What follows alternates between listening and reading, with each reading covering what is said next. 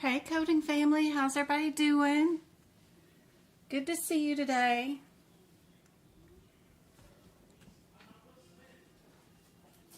It has been a crazy day and I haven't accomplished anything today, but it has been crazy.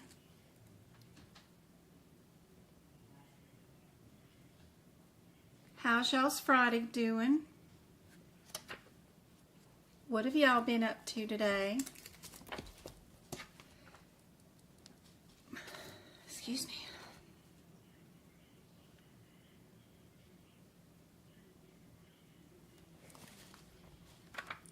Anything I can help you guys with? Any questions before we get started?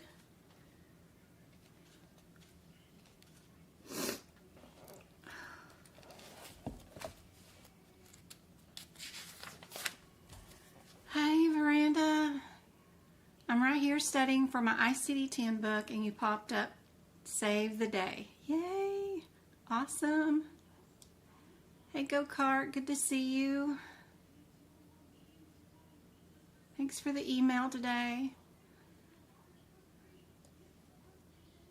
Hey Mabel, hey Fagan. It's raining in Florida? Aw. It won't rain here for another 300 days. Ugh.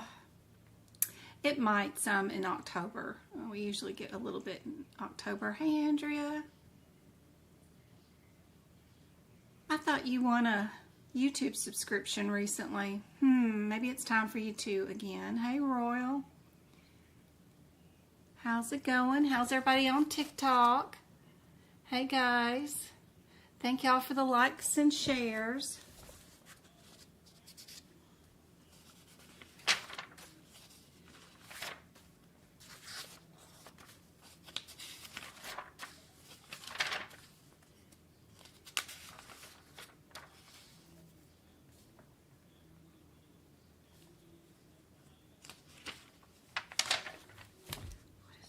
If I find something.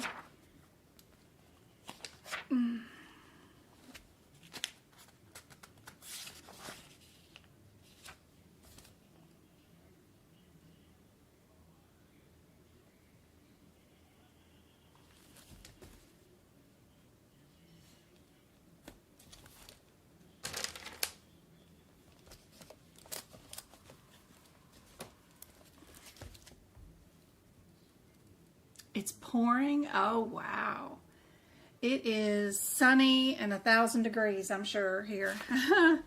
Over 100, probably 100 and what today? 100, only 102. Not too bad right now. Sun's fixing to go down, but it's still 100 degrees.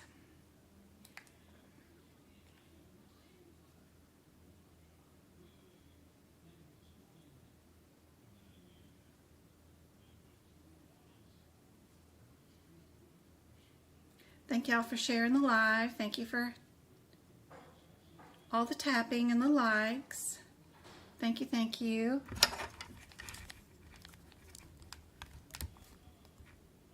If we get 21,000 likes or taps or whatever it is on TikTok, I found out that you end up getting pushed out to the For You page. All right, let me go to, was there any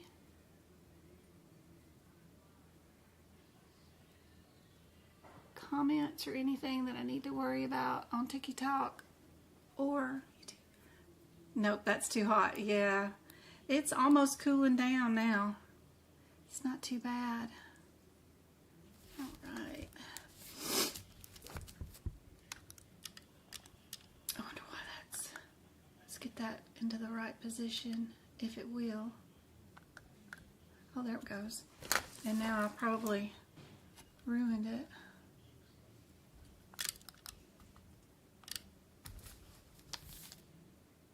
Okay. Maybe it'll be okay.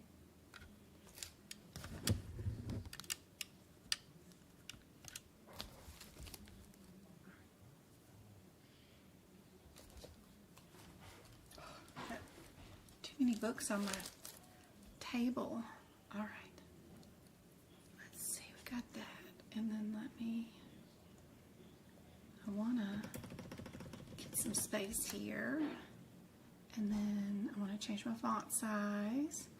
I want to see if you guys know what the CPT code is for this test.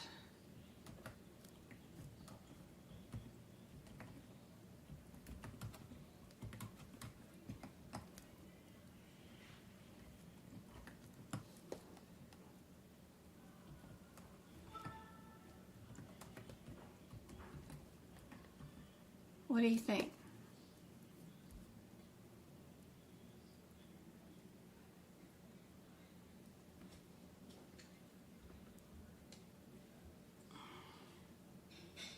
Thank you for the roses, MK. I saw your email today. I was gonna email you back and got distracted.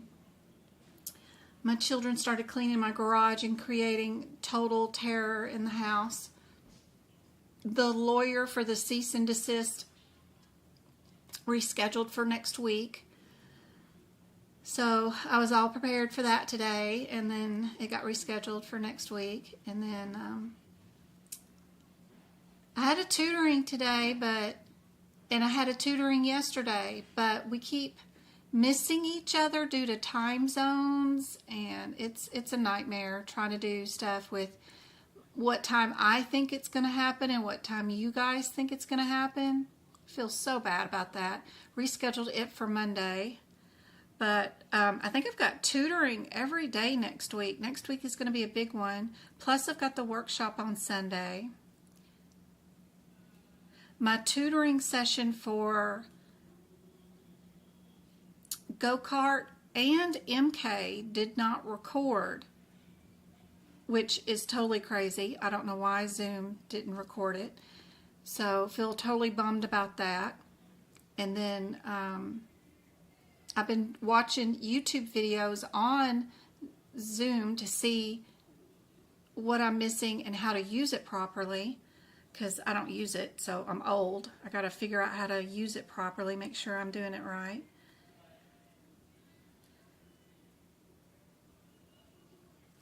I did figure it out. Ooh, what did I do with that Excel sheet? What did I do with it?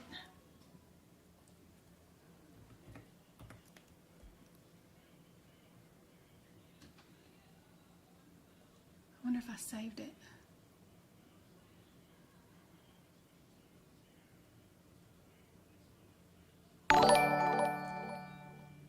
Probably not.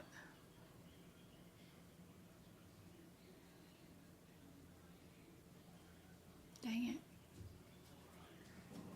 Mommy. What? I'm live with my students. What? Can I please have my phone now? No. No. Not yet.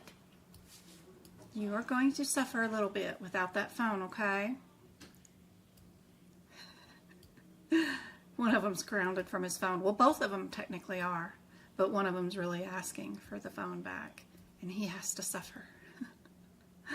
Anybody know the CPT code for ANA screen? How do you look it up? Do you know what it is? What are we going to look up? All right, we got Fagan. Put in 86038 is correct. We have an alphabetical index in the back of the book. Don't forget you've got that.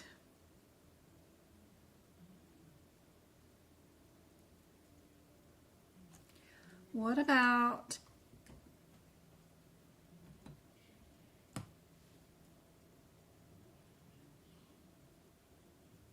that one?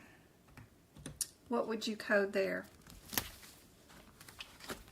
I gotta look that one up because I'm not sure if I know it.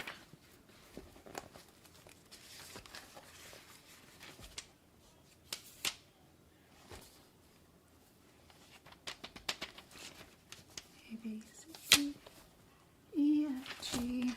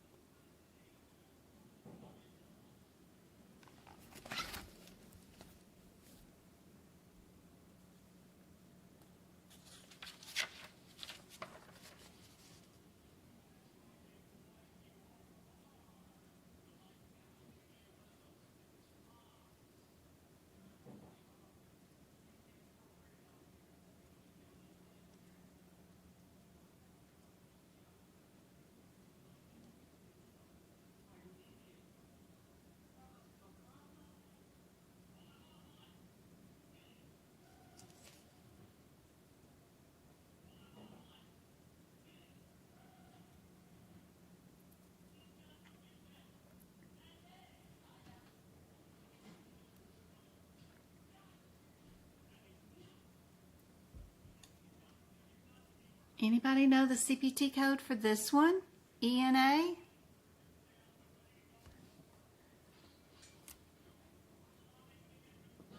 Pocket Prep. Oh, speaking of that, I went and looked up your question go-kart. I did accomplish one thing.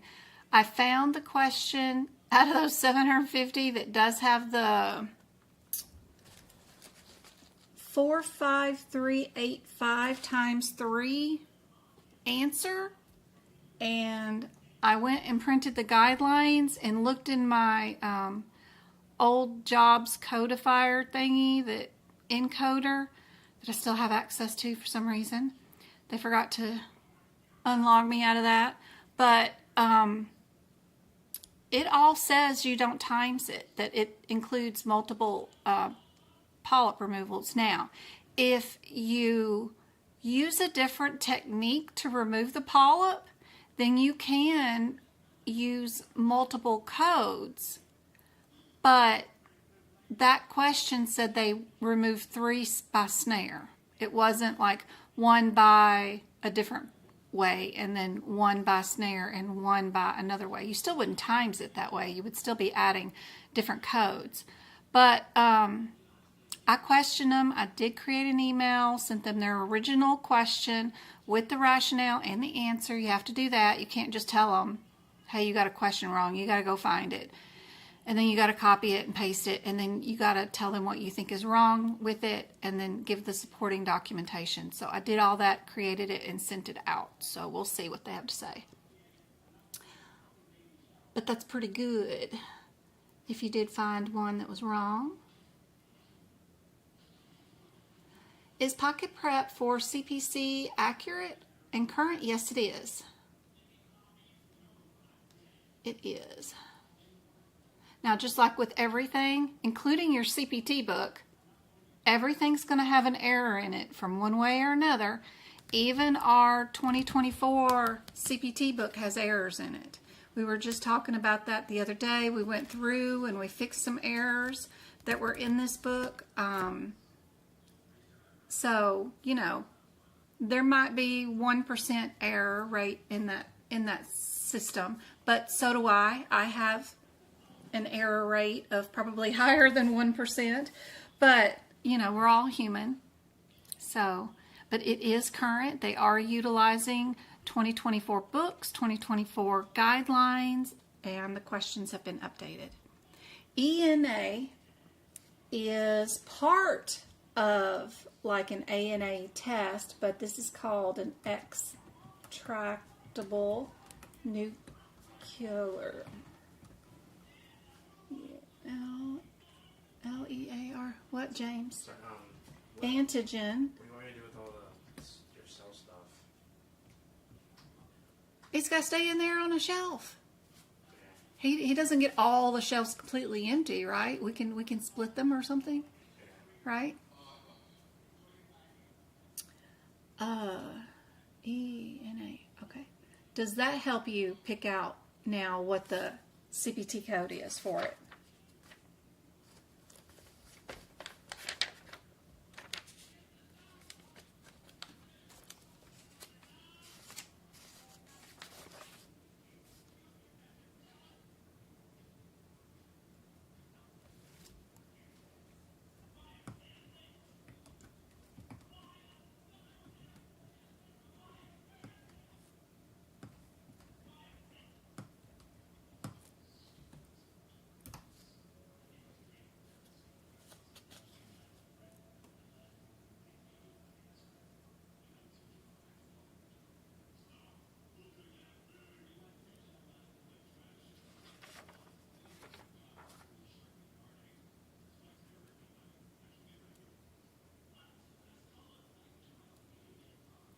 The SM and RNP are types of antibodies.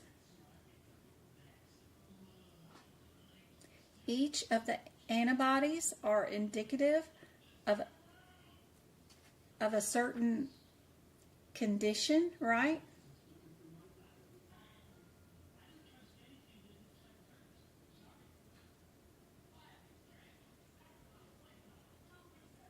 The RNP helps diagnose lupus or stuff like scleroderma.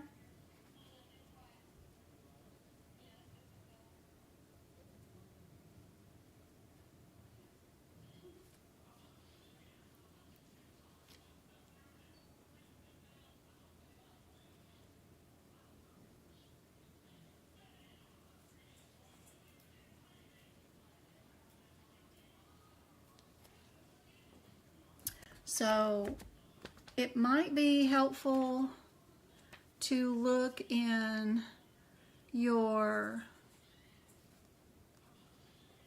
I don't know if gene tables would help. Molecular pathology gene tables for these, because then it'll tell you what CPT codes to use for them. We're doing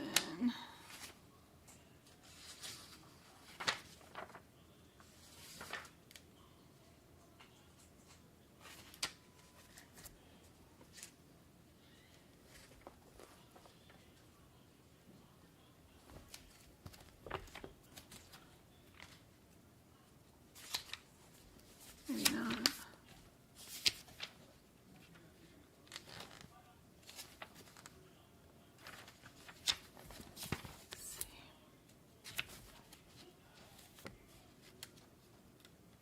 And don't forget, you've got your alphabetical index in the back of your CPT book. So,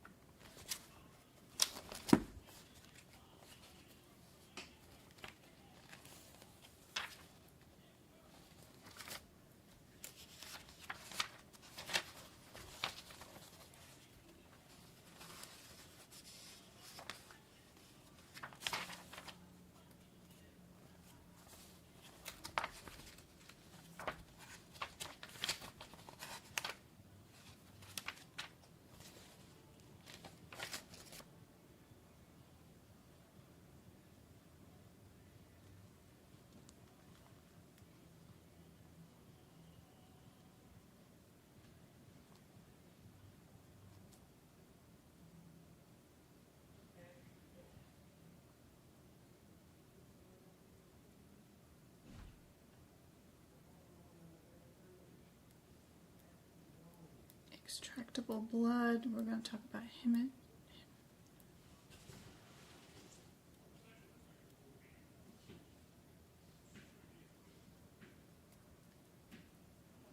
antigens. Where are the antigens?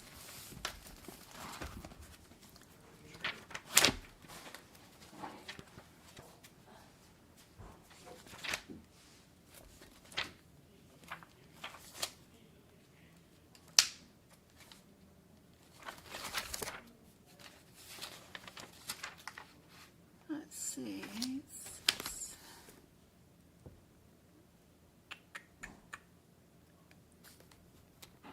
Extractable 86235. We got extractable nuclear antigen antibody. RNP SM. That's code. Yep. And you see in this code descriptor,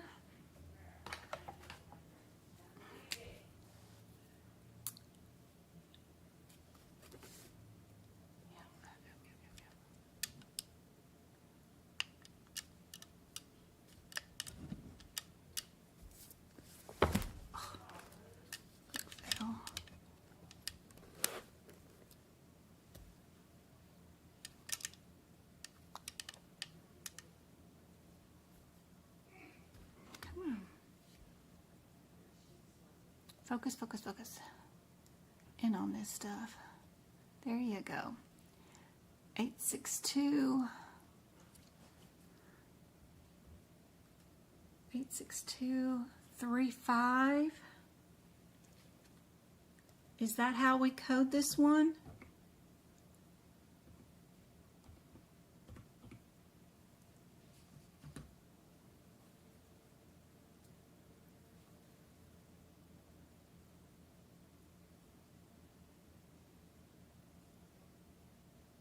Hey, J1.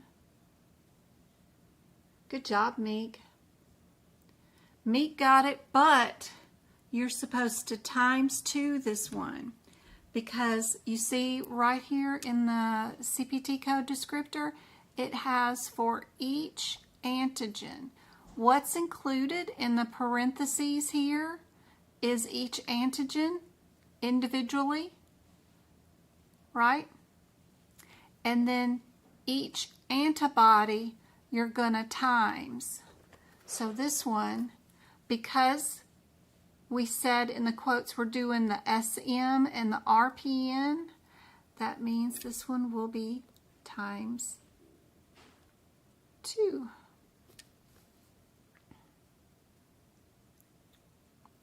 So if they ever do an extractable nuclear antigen, and you do one of the tests that's in this parentheses, you are to times based off how many they ordered. It's the 3-5. 3-4 is EMA. We didn't do EMA. Or no, sorry, that's 3-1. Where is 3-4? Is there a 3-4? I don't see a 3-4.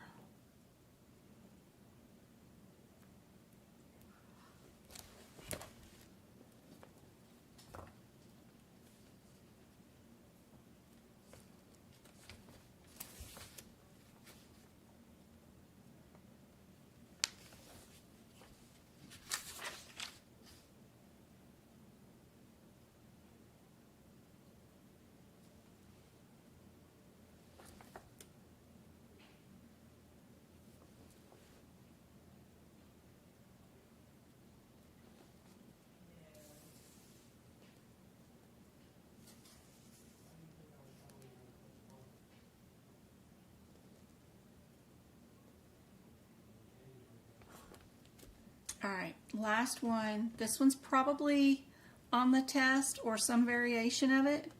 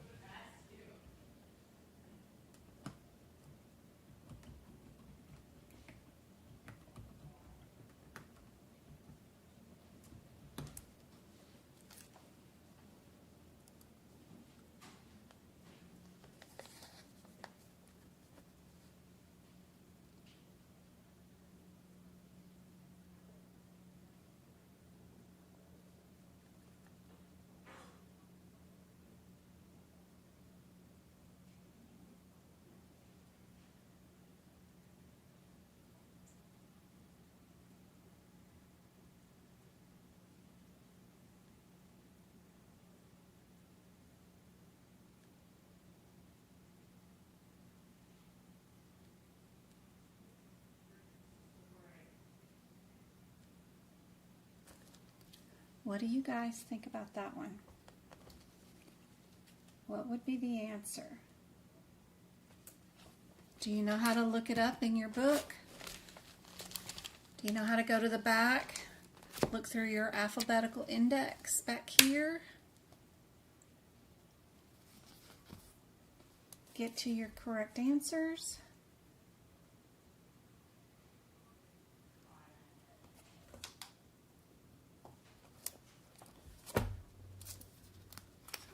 Look up our HIV.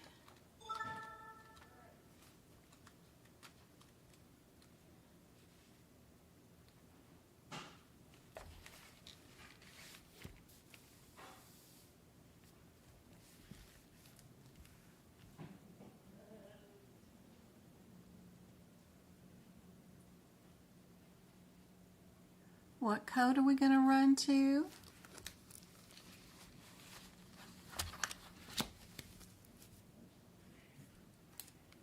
code do you guys think is the correct answer? Thank you for all the taps and the follow. Sorry, TikTok, y'all couldn't see it all. I am streaming on YouTube Direct where there's a better view.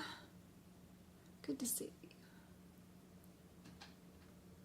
Anybody on TikTok want to give an answer?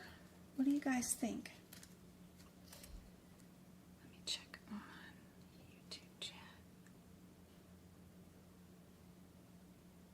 This one was tricky. Yep.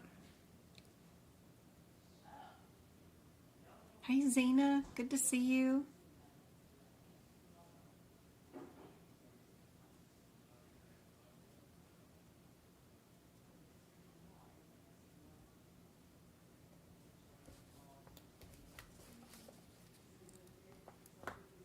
Got half of the correct answer. 86701. What else do you need to have? Are we timesing this one? What are we doing?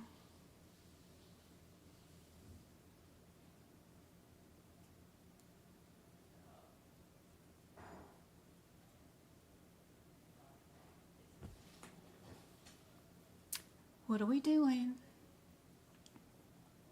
Hey, Island.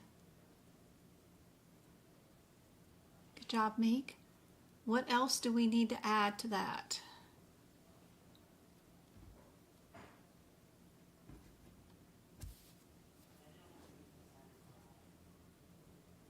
Thanks for being a TikTok subscriber too, Island. What do we need to go along with this? There you go, Rosalind. Yep, we gotta have our 90 modifier. Yep.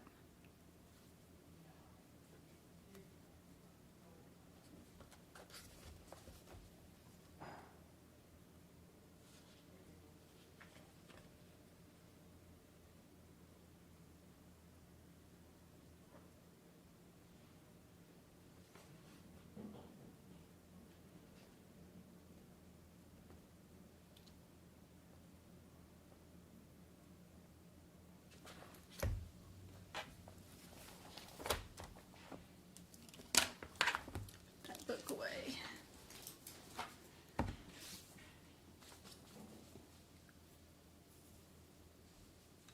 Good job.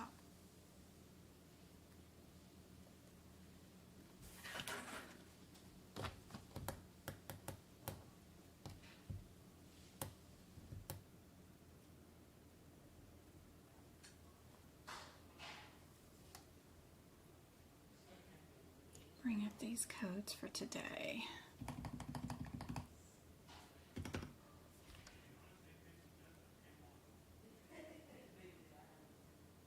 Get rid of that.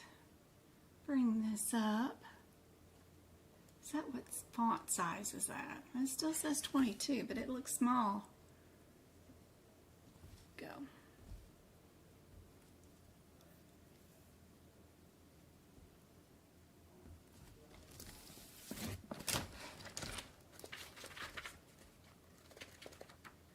Put in chat what you think the answer is.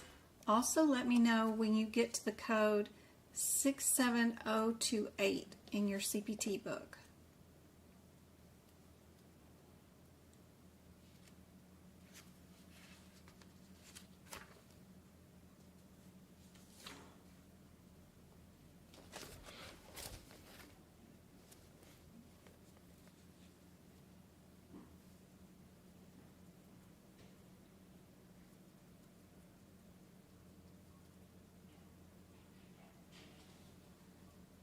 You got it? Got it, Juanita? Yep. Need the 90 modifier. Good job. Good job, Meek. Would you use a 50 modifier here or not? Are we allowed to use those modifiers? What notes do you have near these codes? That will help you get down to a 50-50 shot. How many units also might be helpful. It's the same HIPX code, but some of them are times 60 and some of them are times 120.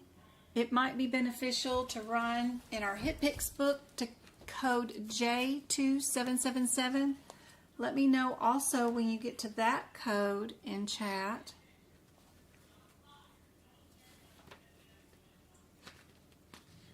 See who can beat me there to it.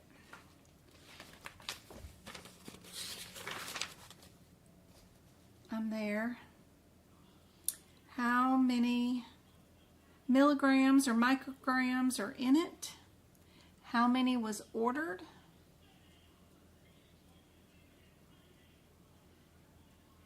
Do we even know?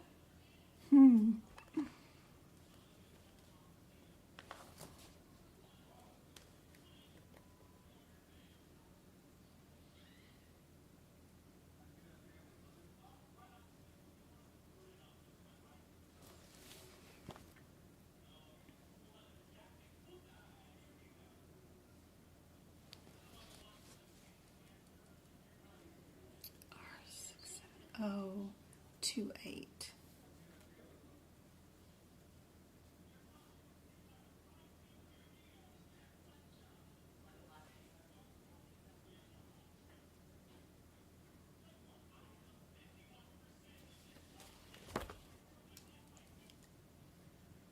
Good job, Fagan. Zena says B.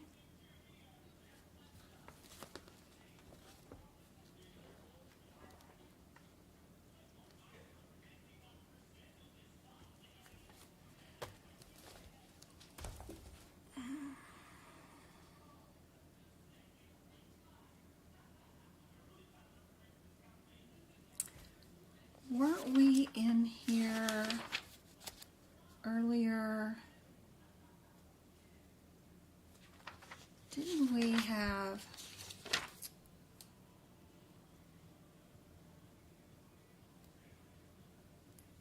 This one's 28.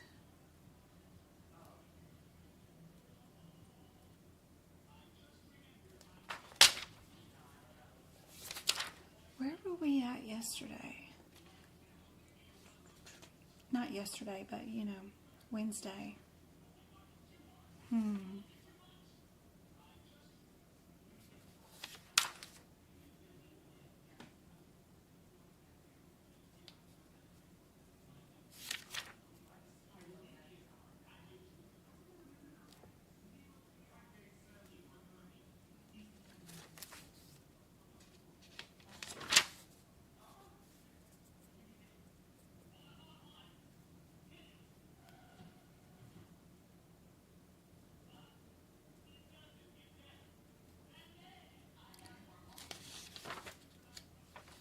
I wonder if these procedures are automatically bilateral without, and then you have to put a modifier with them if you do unilateral only. I'm wondering if that's going on. Where's my notes? I'm looking out of a book that has no notes. Where's my notes? So I obviously can't do it with this one. 67821. I think. Could be wrong. We might need it. And then you're going to mark, you need to know just if you're doing the HIPX code, you need to know, since we are doing bilateral, so you're doing one medication. Do you bill it with 2 HIPXs, right? Or 1 HIPX and combine it is what you're needing to know, is how do you bill the medication part of it. We've got our 50. So if it's B, we're combining the injections into one. If we're billing C, we're taking our HIPX injection and we're adding that JZ code. What does JZ mean? Again, in our HitPix book, ABCD, EHI, JZ. What is JZ?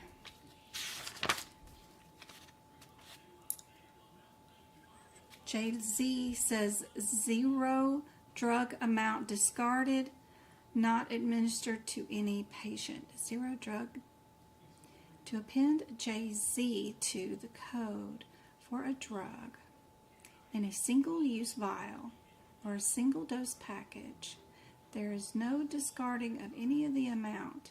It comes pre-made like that, and you don't just get rid of any of it. So we put 60 in one eye and 60 in the other eye. Probably. J2777.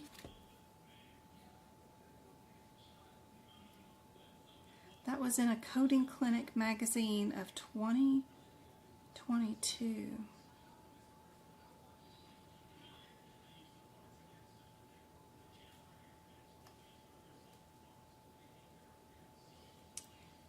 This one's going to be our C. We do have to append that 50 modifier. Y'all did get that. But the recommended dose is 6. A 6 milligram single dose vial is billed, which is 60 units. We do the JZ because zero the amount was discarded. For a bilateral injection, you have to bill the medication on 2 lines. 60 goes for each unit.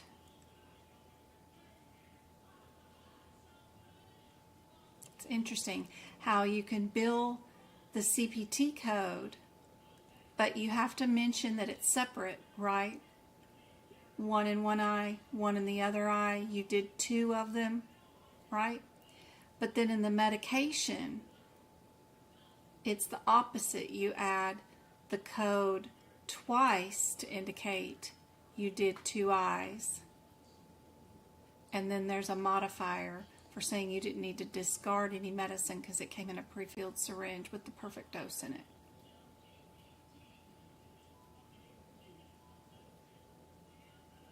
I didn't do any clinical anything with eyeballs.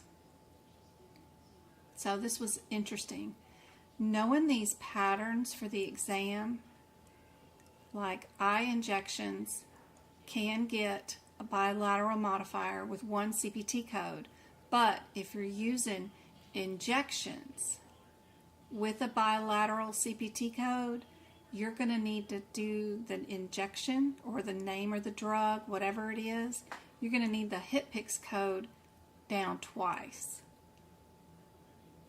Knowing just the pattern, even if you don't know what the codes are, is super helpful. Eyes equal 50 mod for CPTs. I equal J code build twice for bilateral.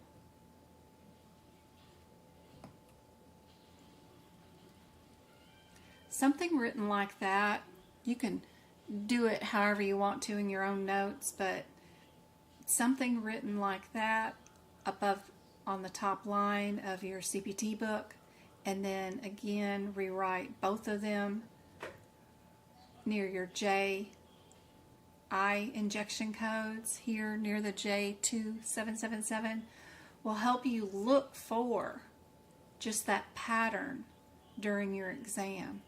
Okay, I know I'm doing bilateral. I need my 50 mod for the CPT part. For my injection part, I need the HitPix code written twice. That's only going to leave C and D as a possible answer, right?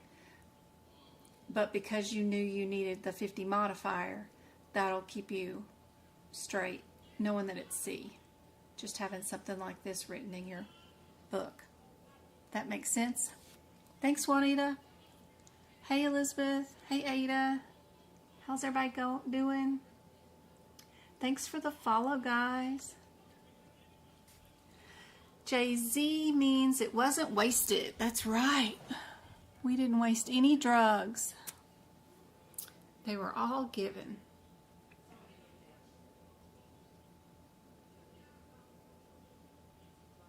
How do you access it? How do I access the live on the YouTube channel? Well, let's see.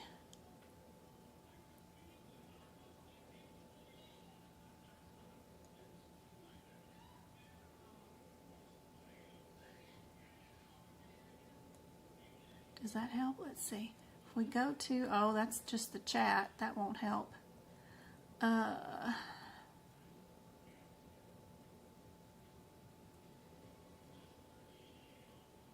Facebook? Let's see what's on Facebook. There we go. We got Facebook up. Okay. So if we go to the top in your search bar, up at the very, very top in your search bar, if we go to medical coding by Jen and just hit enter, you'll find the YouTube channel somewhere around here. The website comes up first. The YouTube channel comes up second. So just click on that. It'll take you to the main page. And then, does it say anything about being live right now? Right there. Free class 913. Yeah. Live. And it's got the live right there in the little corner. Make it bigger for you. But right there, it's got the video with the live logo on it. You just click right there, and it'll toss you right on it. You just click right there, and it'll toss you right on it. You just click right there. We got an echo. And it'll toss you right on it. You just click right there. We got an echo. And it'll toss you right on it. You just click right there. Oh, echoing so bad. Okay, sorry. There we go. That's how you access it. Hopefully that's helpful.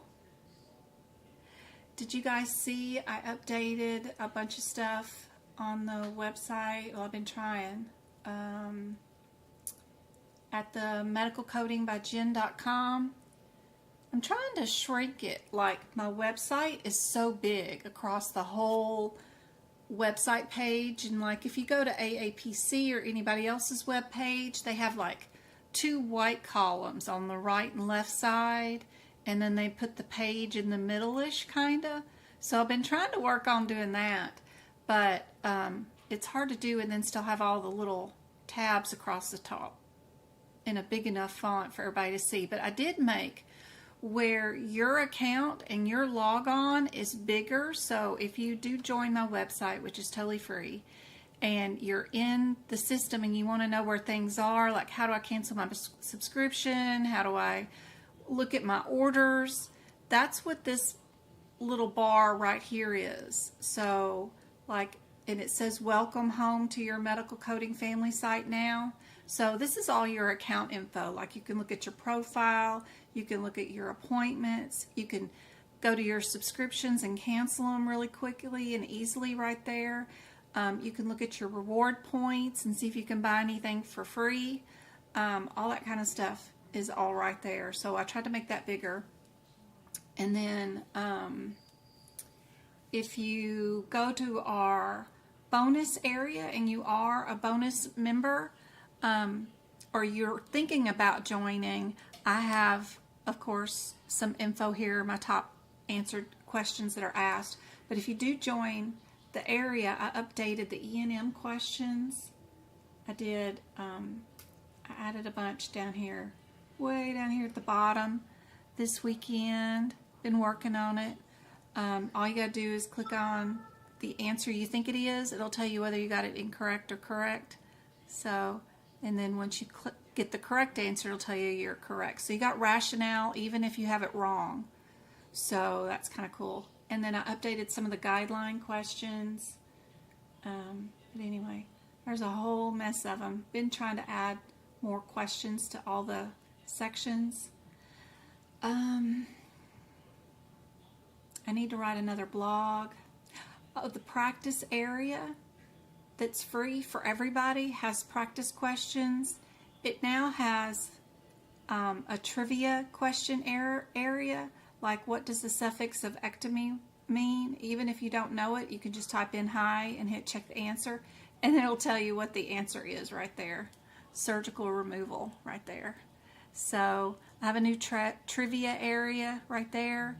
Flashcards is the program that you can join, and there's some PDFs right here that you can download from PowerPoint presentation, and then there's some more PDFs that you can download right there of the acronym flashcard. So anyway, I got a new trivia area there that is accessible to everybody.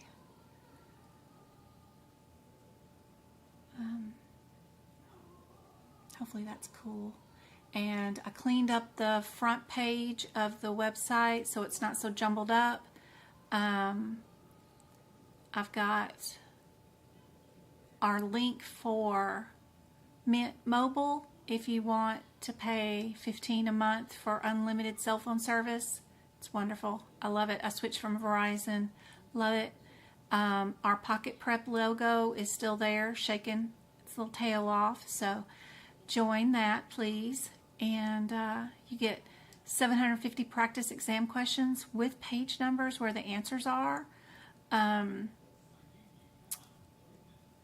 if you look at the E&M questions that I added yesterday and today, I have some page numbers down where the answers are.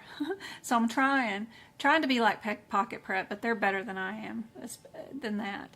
But $15 for 750 practice exam questions is a great deal, and they're relevant and good and updated. Then we have our Mint Mobiles right there, and then of course notes if you guys need notes, or the E&M flashcards. They're right there if you need them. Don't forget about going to the resource tab. There's CPT book prep videos for free there, and CPT book prep page of instructions on how to make notes in your manuals with stuff there. So super helpful. All right, with stuff there. So informative. Brain is not working today. It's turned off. The brain is not working. All right, where is the Word document? There it is. So this one is a pattern. You want to add those patterns to your notes. That way, even if it's a different CPT code, it's a different section, it's still eyes. It's still going to follow the same pattern. CPT code will be by itself with the 50 modifier, but the injectable will be twice in the answer. So you definitely, it'll help you out, speed up your process of elimination and looking for those answers really, really quickly. I definitely need to do more of the process of elimination for you guys during the lives. I know I've got somebody taking their exam. Maybe tomorrow. She might put it off till Monday because we've got a workshop this Sunday that is going to be really awesome. Really, really, really awesome. It's going to go over many concepts that are currently on the certification exam. I have some coming up too that are going to be helpful. Some notes for you guys to look at and take if you are the one that's going to be taking their exam on Saturday. Fagan's doing hers on the 23rd. 4, 12, 24, and 48. What do those have in common?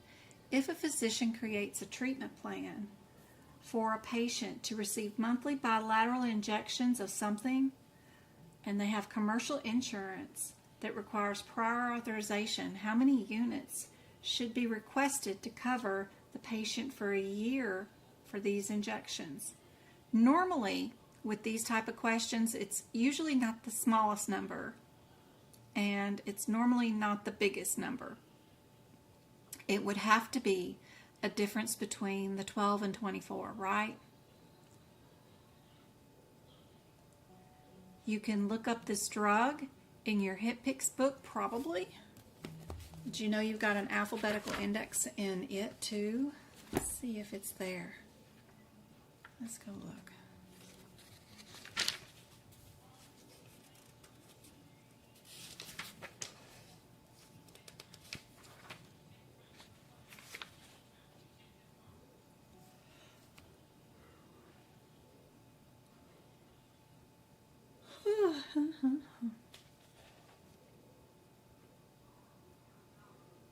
Nope.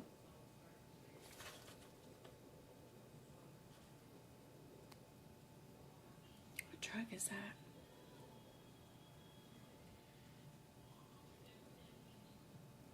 Bilateral monthly.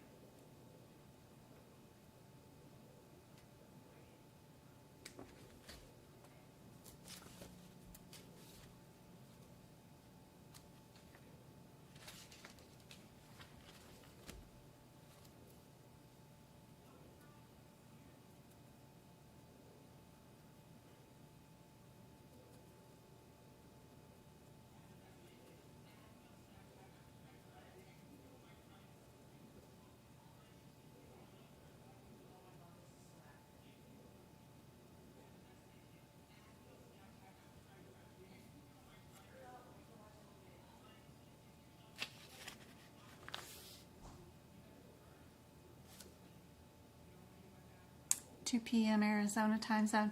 Yep, we're going to do it 2 p.m. Like right now, it's almost 6 p.m. So Sunday, it will be 2 p.m. If we go to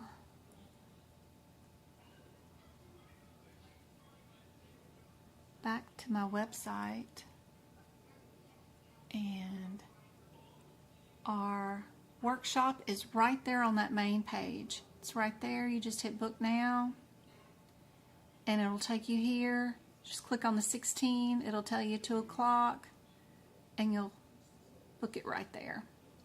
You can also go to tutoring and workshops. I've got the workshop listed first.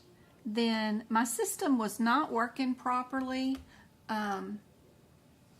Somebody let me know. She had to email me 15 times, I bet, to let me know and get me convinced that there was an error in the system.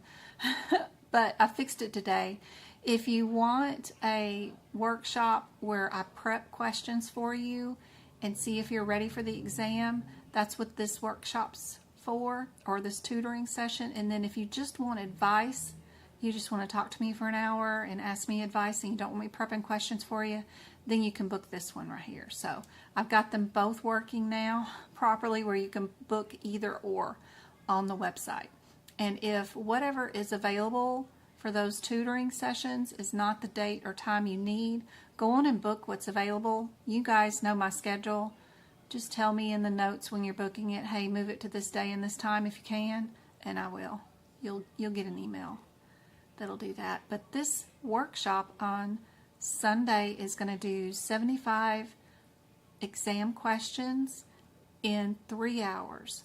We're not going to chit chat. I'm going to show you 75 questions, and I'm going to do them as if I am doing them for my certification exam. You're going to hear me muttering about what I'm thinking about, because my purpose is to show you what you're going to face during your certification exam. You're not going to have time to look up guidelines and rules, and you're not going to have time to get a list of questions ahead of time and go answer them in your downtime and then come back and answer them during your exam. You're just going to be faced with 75 questions and you got to do them in 3 hours. So I want to show you how to do those questions in that time frame or less so that you can pass the exam. Because if you can't even get through all the questions, then you can't pass it, right?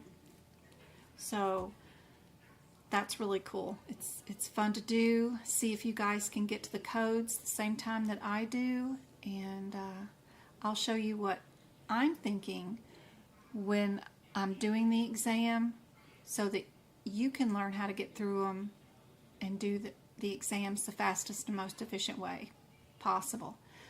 Just because this thing says they're wanting a whole month, 24 is closer to a month than the 12 days. I like 24. What do you guys think on this one? I'm still working on Practicode, but I'm excited to get started on a new job Monday. April, aw, that's awesome. I wonder if Practicode has changed. Somebody sent me probably 2 years ago all their cases from Practicode. I never did look at them. I wonder if they've changed it all, if they've updated them. I'd love to go through them and see how to do them and see what they look like and see if I could even get the answers right. I doubt it. It's hard when you don't have A, B, C, or D, right? I could do the process of elimination all day long, and doing it without the A, B, C, or D crutch is a whole different story. That's why I've been trying to start out our lives and do stuff where we're doing critical thinking, where we don't have our books or we don't have the answers in front of us. We're having to go look up and figure out what the answers are. I have a feeling they're going to change the exam for the first week in February to where you'll have some fill in the blanks. Hoping they'll only do the last 10 cases at the end. I don't foresee them doing the whole exam. That would be outrageous, but the last 10 questions would be good. This one is 24. Our J0178. J0178.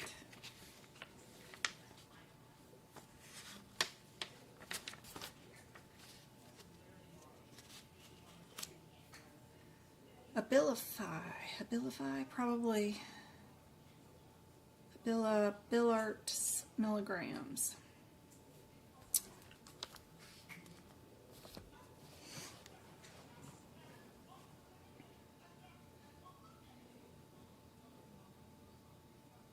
It's rough when they give you the manufacturer's name of the drug, which you could probably do a word search for. I wonder if that words shows up in our alphabetical index. AFL.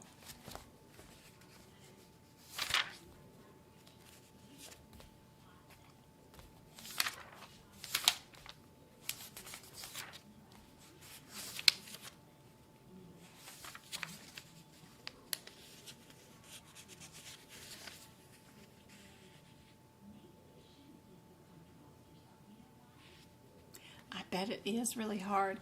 You can copy the first line of each one of the cases and then just post it into Google. I'm sure somebody's got it posted somewhere, what they thought the answer was. It's just interesting. I'm sure they're a nightmare from what I hear.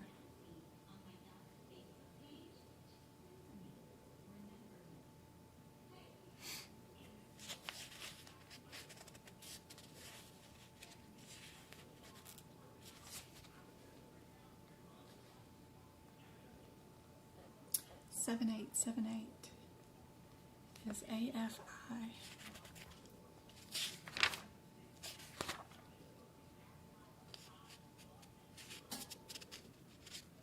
Is there a drug index inside the HIPICS book?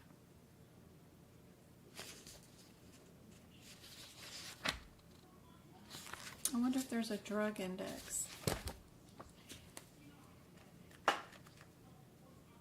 Yep. That's what we should have done, is go look at our drug index.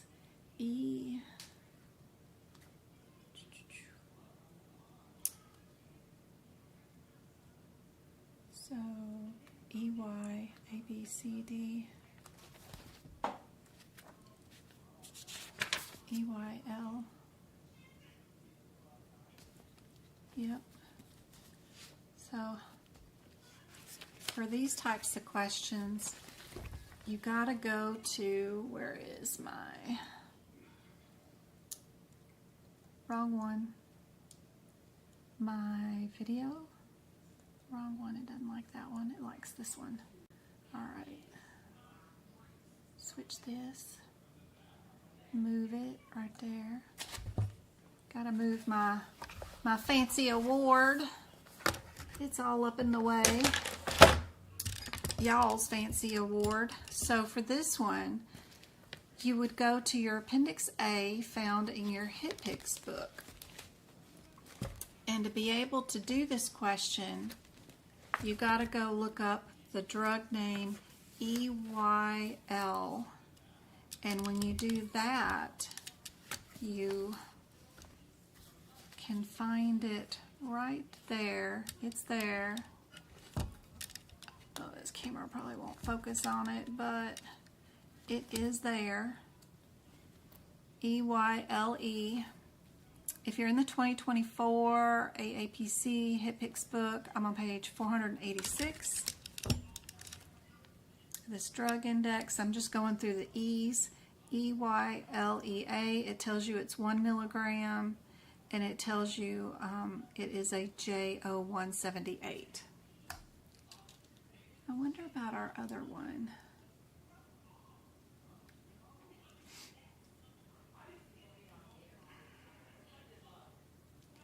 If we look up the VAB word, does it tell us anything about the word, the drugs there? A, B, C, D, V, A, B, VAB. There it is. Nope, that's wrong. VAB. VABY, that's not it. Is that one even in here?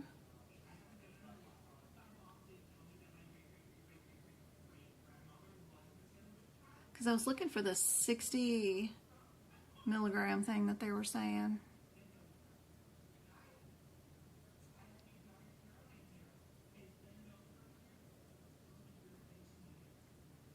Yeah, it's like coding cases. Yeah, it's really challenging. And plus there's a lot of errors in the system too. From one sheester to another. Love it. Seriously, I need a one-on-one. In 2 days, I code out 2 weeks of hospital visits and 450 diagnoses. Oh. Diva.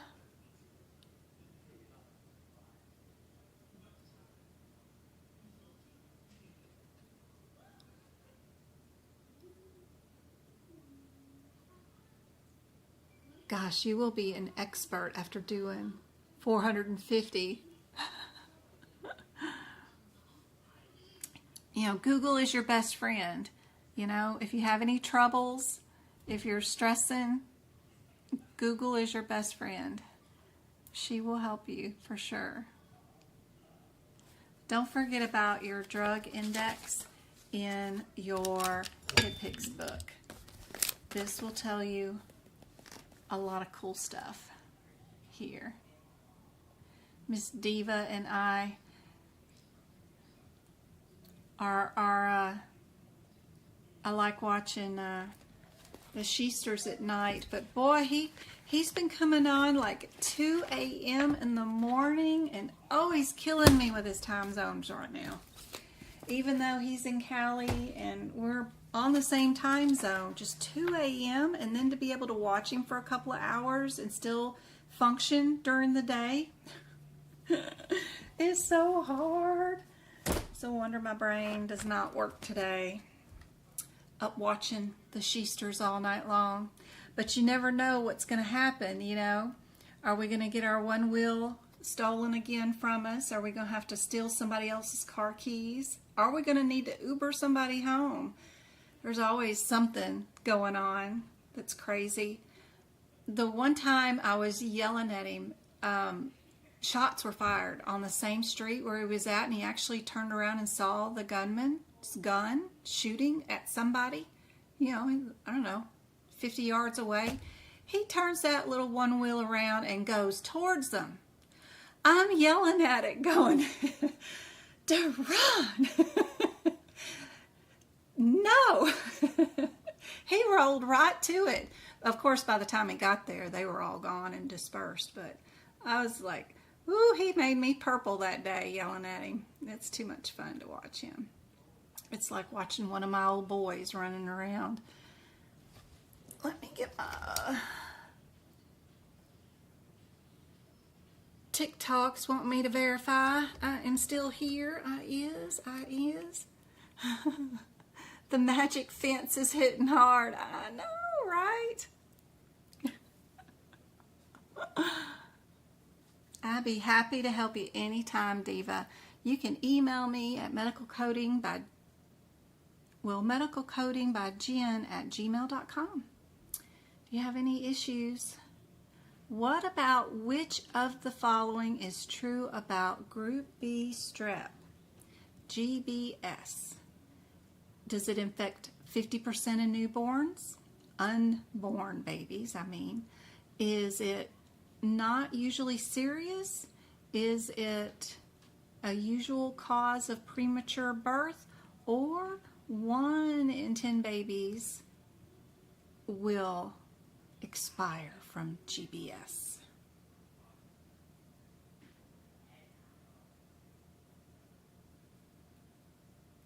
Tasha, did you find it?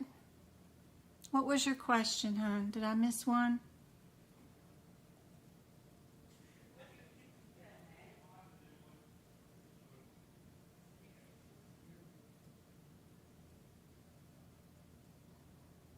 Oh, the drug index, Fagan, is inside your HitPix book, and it's called Appendix A. In my particular HitPix book, I use aapcs.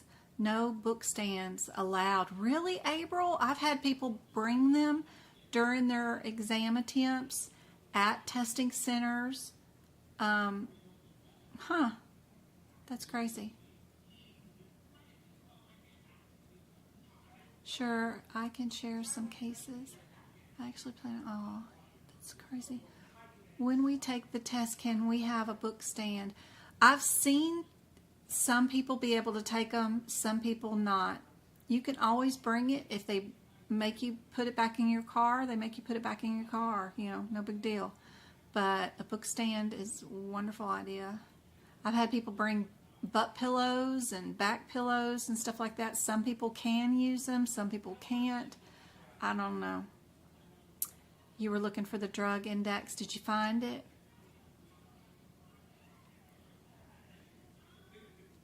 Good job, Miko.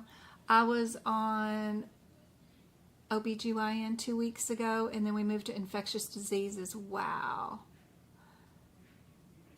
Are you doing this through a course, or is this your job? That's a lot of coding. Thank you guys for all the shares of the live.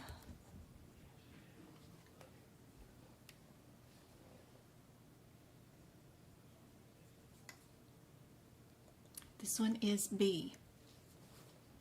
It is not serious. We usually try to give you a shot 24 hours before delivery, but it's not bad. All right. What about this one? A patient is given an injection of 20 milligrams of methylprednisone. How should it be coded? Do we do a 51 modifier, a 20, a times 2, a times 20, or do we code it all by itself? What are we supposed to do with that one?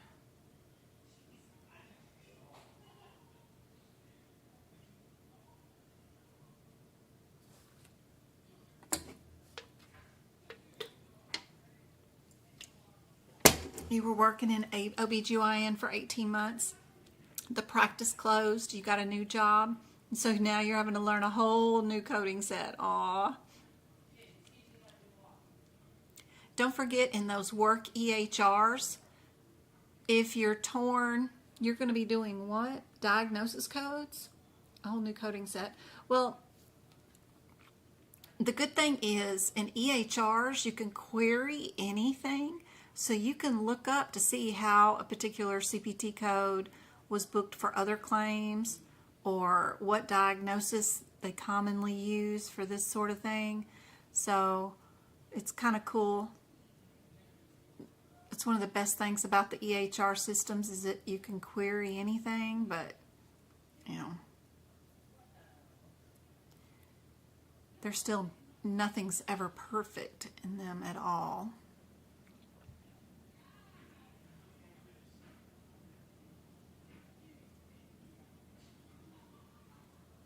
Which is like all the codes. Yep. I did OB and delivery for many, many, many years. It's one of my favorites. So let's look at our HitPix book. Where's it at? Where's it at? What did I do with it? How did it get buried over there? All right. HitPix. Let's go look up our J1010. B, C, D, E, F, J.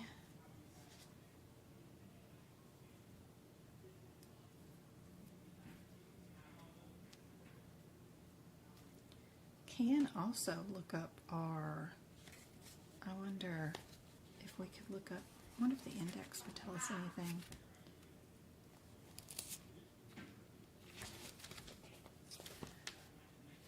I need to go yell at those boys. Real quick, hold on.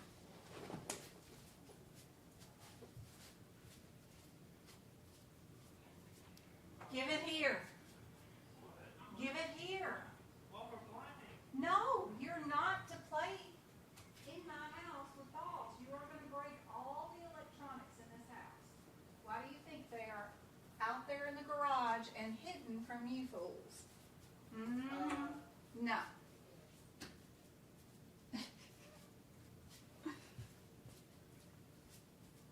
Out there cleaning the garage and finding all their hidden toys. God. What got into y'all wanting to clean the dang garage? It's a mess. Leave it alone. It's fine how it is.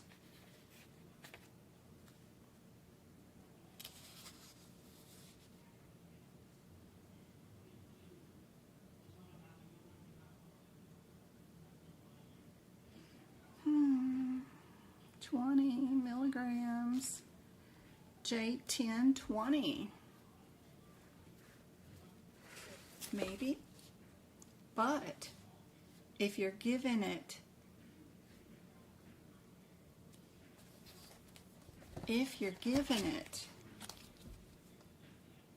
this way is what's important, right?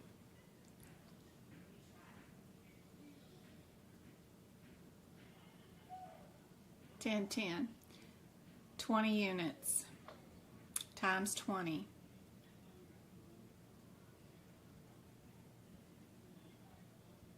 No modifiers are needed.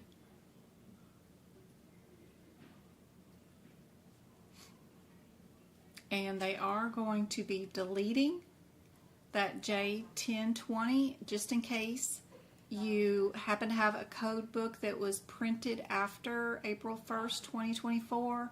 It will no longer be in the code book anyway. So that one's going to be deleted, the J1020.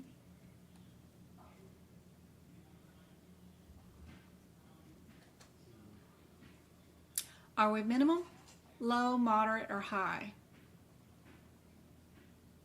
Patient with no known past medical history presents with lethargic and increased thirst. Multiple diagnostic labs were performed. Lactate level treated with IV insulin. Based on presentation, studies performed, and treatment provided. How is the amount and complexity of the problems addressed scored?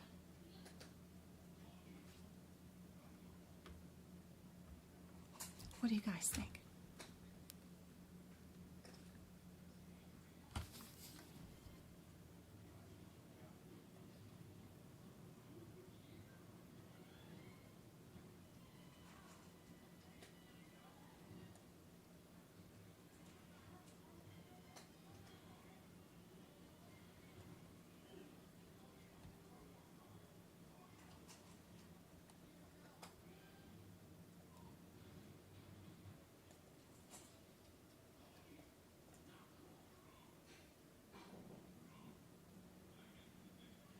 Sorry, I was looking for something. Just a second while y'all work on that real quick.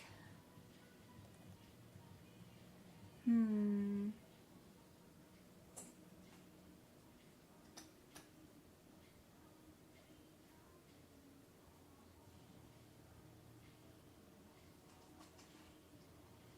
didn't save it. Lord, I save everything, and then the one thing that I don't save. It's so funny.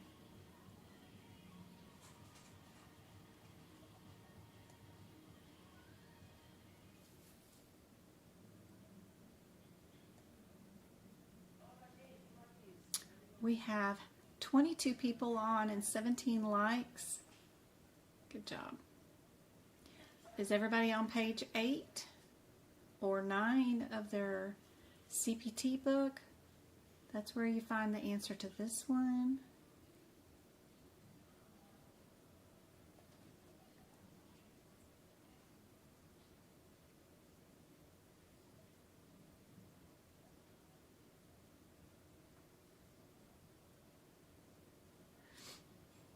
Yeah, that's what the...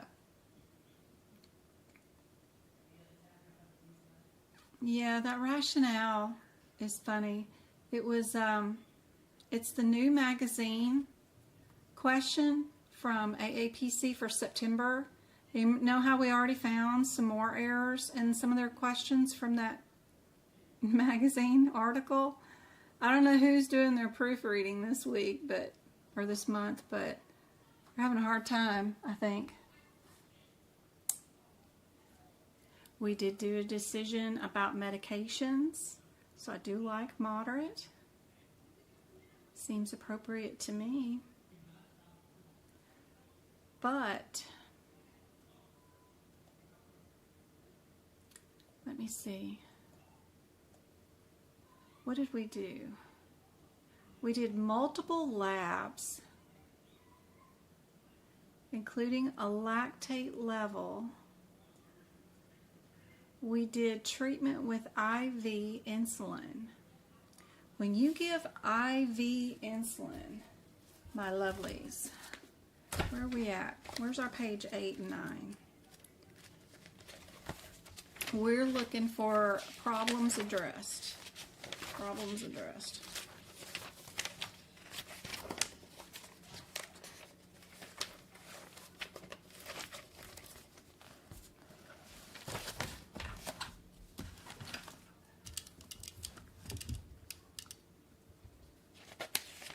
What's he got?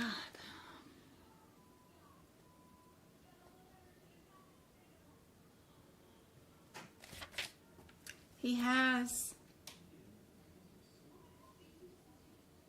if he's being treated with IV insulin, I wonder if that's a chronic condition that got exasperated. But, you know, like diabetes or something, you know. We don't have a diagnosis, but this patient came in and we had to give IV insulin. That blood sugar finger stick must have been like 4.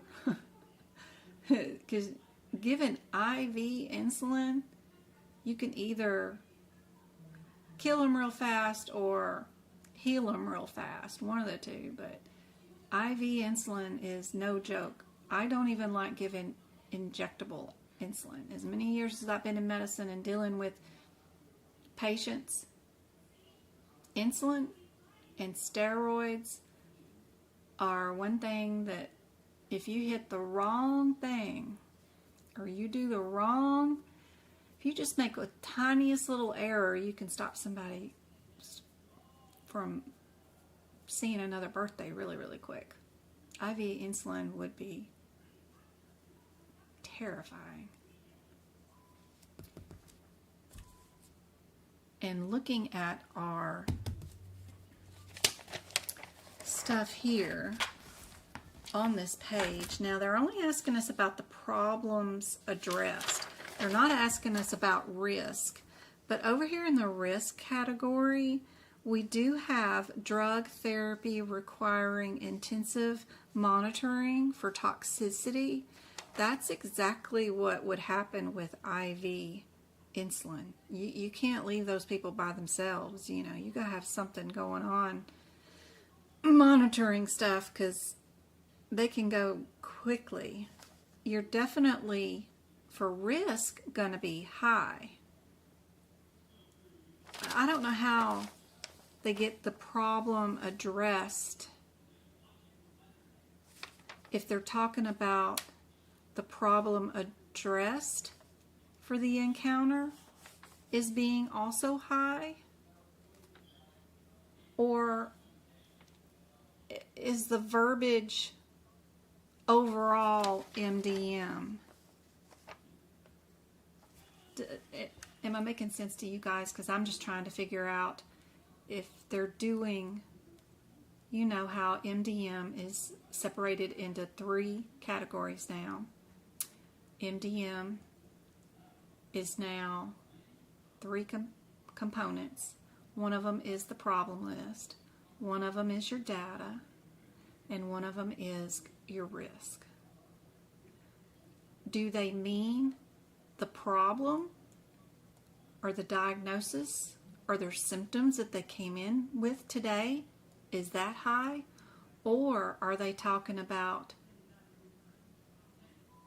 the amount and complexity of the problem addressed scored?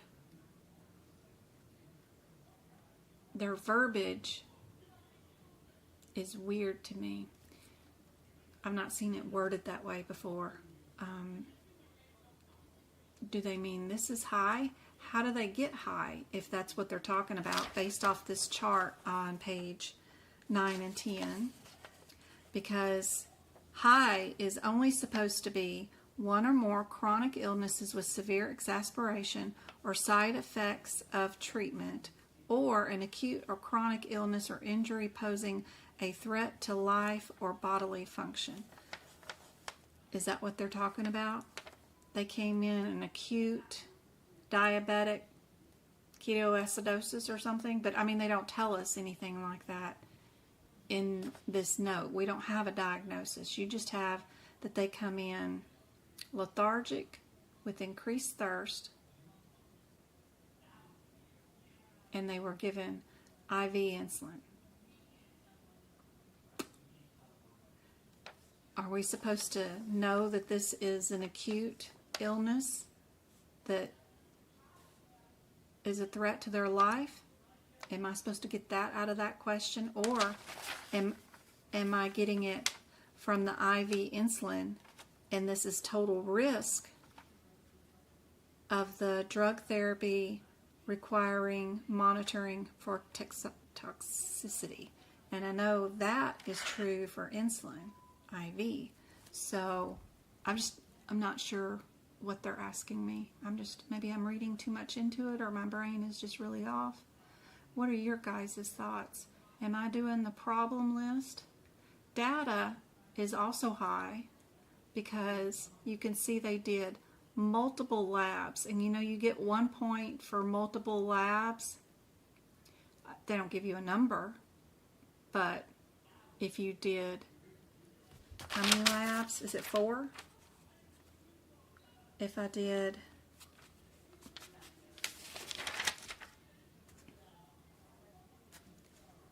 3 or more labs, I would be either moderate or high, either one. And they just said the word multiple.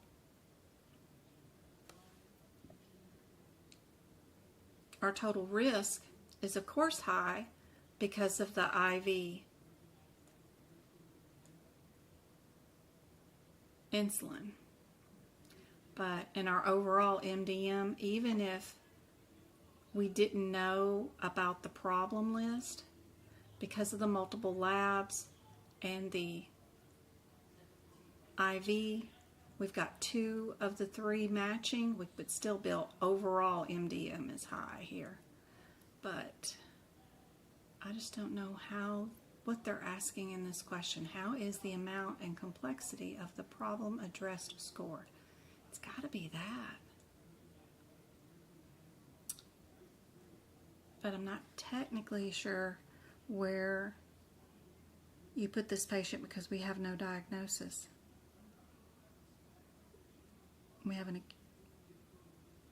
acute or chronic. It could be either one. I have no idea.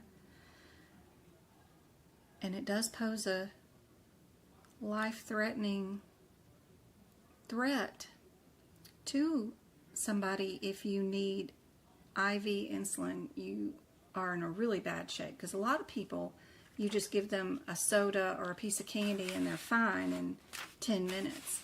But this must have been really bad. If it was IV insulin, means that we can't wait for it to go through the digestive system to get to the person, right? So how would a coder know that from this question? How would a coder know that this is an acute or chronic illness that poses a life-threatening situation? How would you know that as a coder?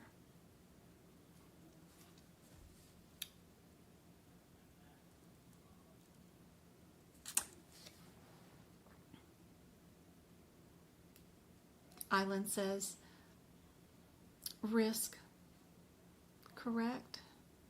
Insulin 99215.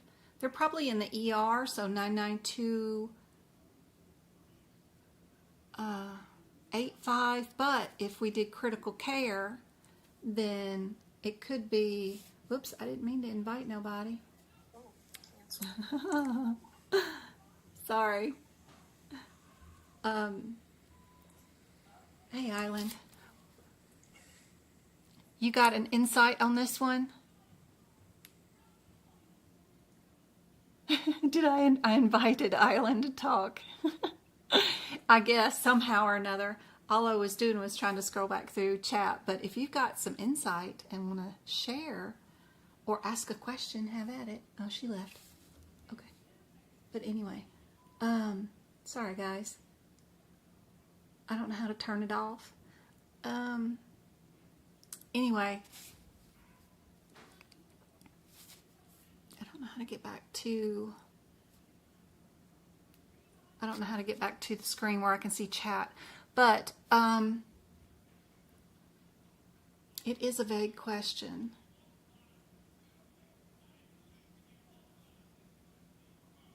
You're in all scripts? Everybody's in all scripts. Love all scripts. It's all right. I like it better in some ways than Epic, but I'm old school. I really like, we had a DOS one that I really liked. MDX. I don't know if anybody remembers MDX, but it was DOS base. This is like a long time ago. I really liked MDX. Loved it. I was a super user of it. Seriously. Allscripts is just too expensive. And then they charge you for every little part to add on. Oh, you want to send prescriptions electronically? Here's another monthly bill. You want the billing side done? Here's you another bill. You want case management into your system? Okay, here's you another bill. It's like they pieced it all apart. It's crazy. All right. Sorry about that, Island. Didn't mean to hit the invite button. But it would be cool if we did open it up and do TikTok like chats and stuff. That would be fun. Fun, neat little stuff. I don't know how in the world to get out of displaying 9 different thingies. How in the world do I do this? And get rid of this. Lord. How do I get rid of this?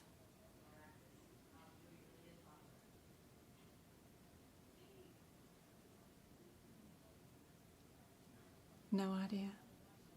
Absolutely no idea how to stop it. Don't know where it is. Oh, it's got guest and host. Do I host? No. That's quick invites to send people out who don't have cameras. who do have cameras. That's crazy. All right, I made me bigger. That's helpful. But good Lord, that's not going to help for the rest of the live. I don't know how to get rid of all the little spaces. Okay, let's see what their answer is and their rationale.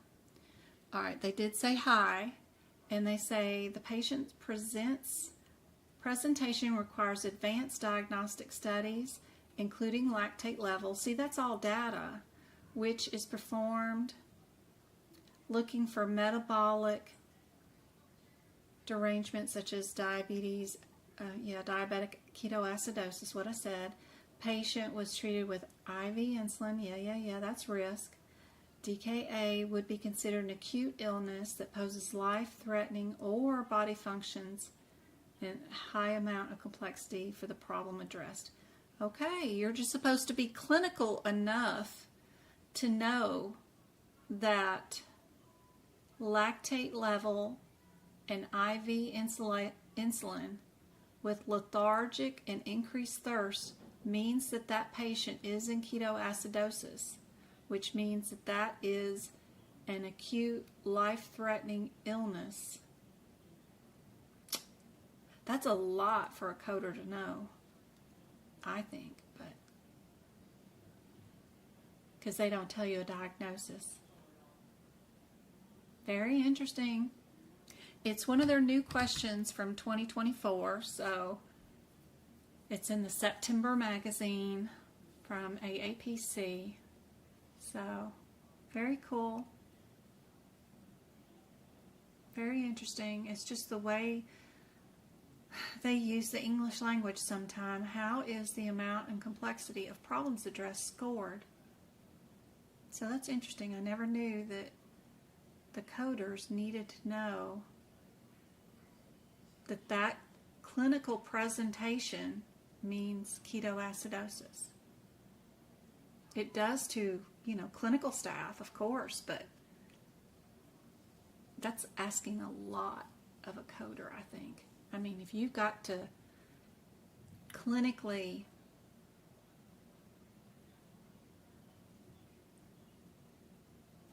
know that, what symptoms, what tests were done, and what services were rendered, what diagnosis that leads you to, then you should be paid as well as a clinical staff person is too, not just an administrative medical coder, right?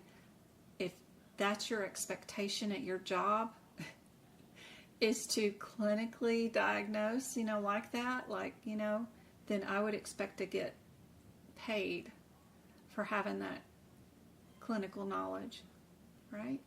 Right? Right. That's what I think. You can't do all the work as a physician and then not get paid like a physician. Jeez. All right. Which of the following statements is true concerning Medicare guidelines about a provider's signature? Easy peasy. Is it electronic signatures are not valid? Stamp signatures are not valid? Illegible signatures are not valid? Or none of the above? Which one is true about Medicare guidelines? We're looking for a true statement.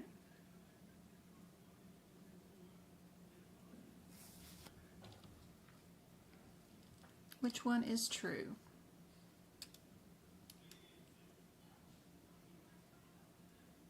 Where is the IT guy? I know.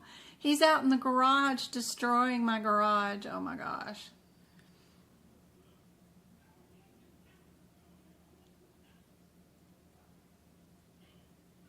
He doesn't go live on TikTok. I doubt he'd know how to get rid of this. How do you get rid of this?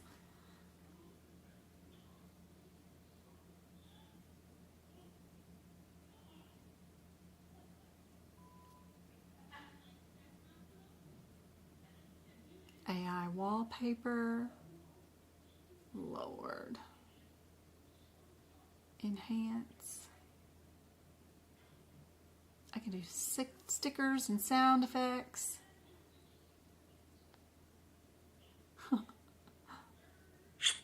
Oh, kissy, kissy, kissy. I don't know.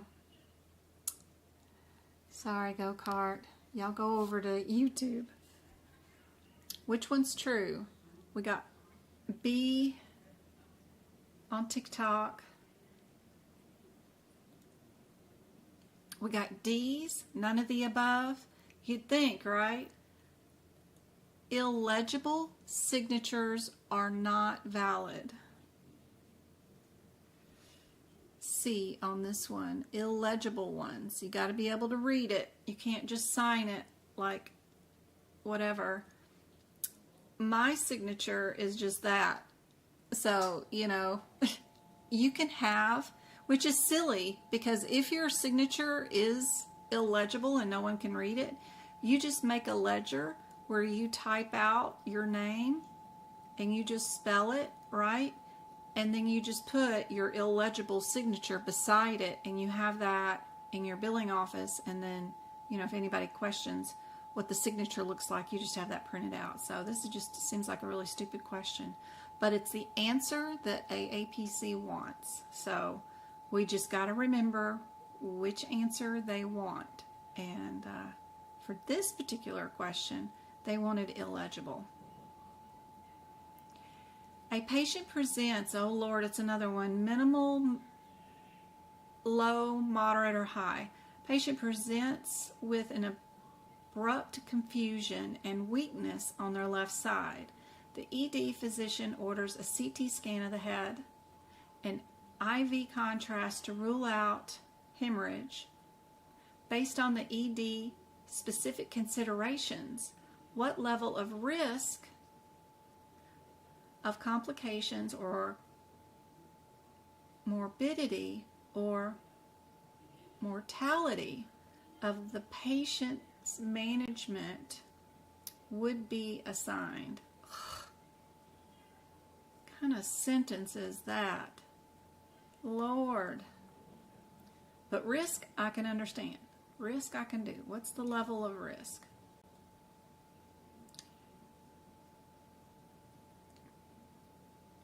What's the level of risk?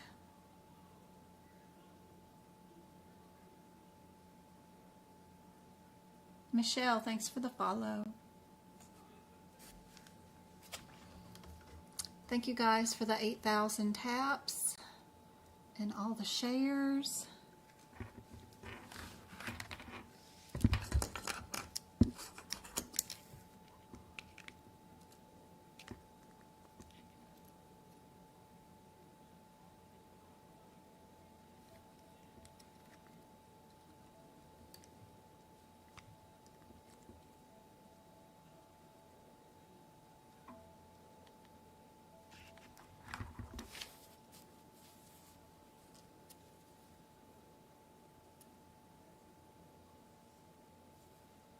Let me give out some YouTube subscriptions. Juanita says, hold up. What are we holding up for? What's up? I looked this up the other day, yesterday, and I forgot to save it and my computer crashed. I gotta do it again. But we have given away in 2 years, you'd be surprised. It's crazy.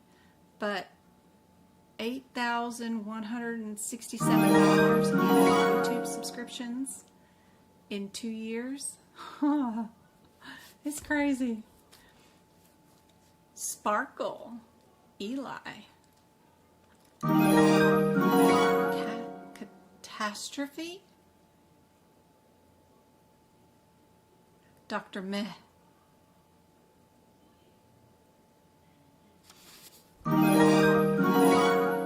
It's too much fun. It is too much fun, Fagan. Love it. I hope those YouTube videos are super helpful. Be sure to go to the playlist page. You'll have a ton of different playlists that you can click on to watch, like the book prep videos, the workshops, and the duck classes. Super helpful. We're going to give out some more.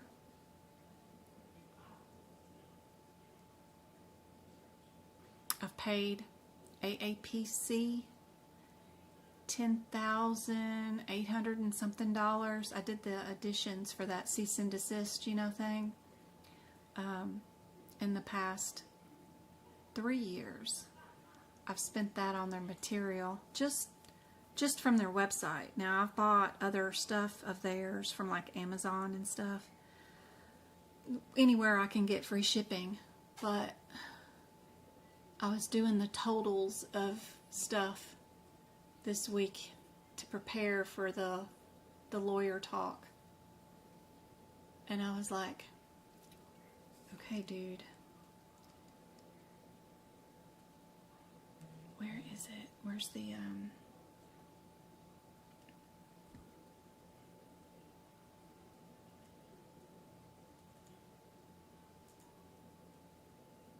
open that.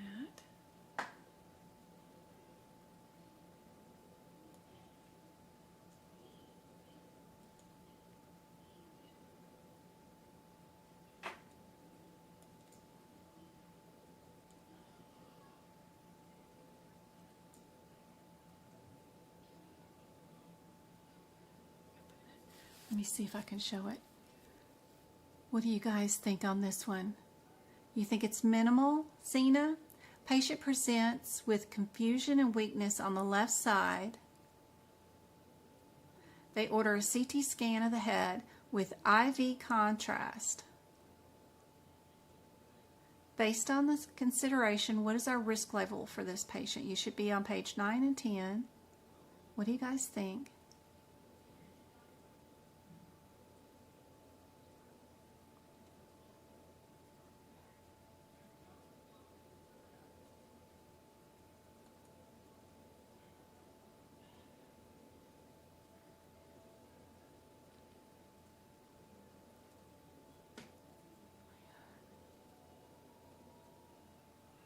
That work? Did not work. Do I have to get rid of the Word document? No. Wonder why that didn't come through.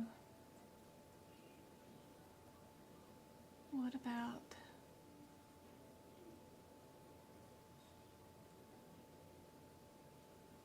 I wonder why that doesn't show.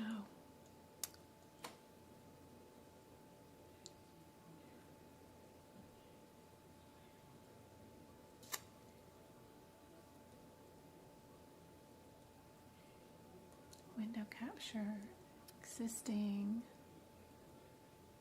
912, yeah, Photoshop, yeah, it still won't show, huh, it's just not gonna show. Oh well, I'll tell that story another day then.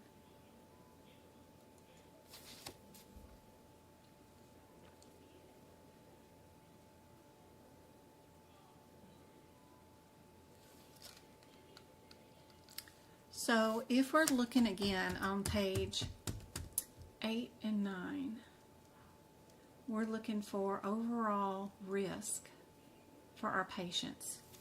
If you look over here on page 10 for our risk, scoochie down here to this, what do we have in this question? Do we have anything here that could fit with that?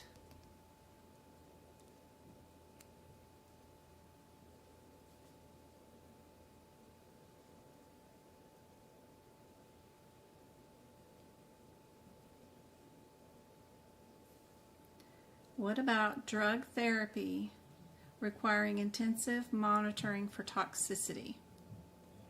When you do IV contrast, what happens there? We get to upcharge, of course, but you also have to have somebody stand by and monitor the patient the whole time they're getting the CT scan done. They can't just go in there and get it done. You have to have somebody with them, and you got to pay extra staff to monitor them to make sure that they're breathing and they don't turn blue on you. Even if they've had it done before, You still have to go in because people can develop allergies at any point, any time, for any reason. Just because they're sick that day and their immune system's already fired up, they decide to upchuck on you just because you did contrast, even though they've had contrast given to them 30 times before in their life. Today, they happen to want to stop breathing on you. You never know why. So, IV contrast needs to be monitored. So does that information have you changing your mind on this one?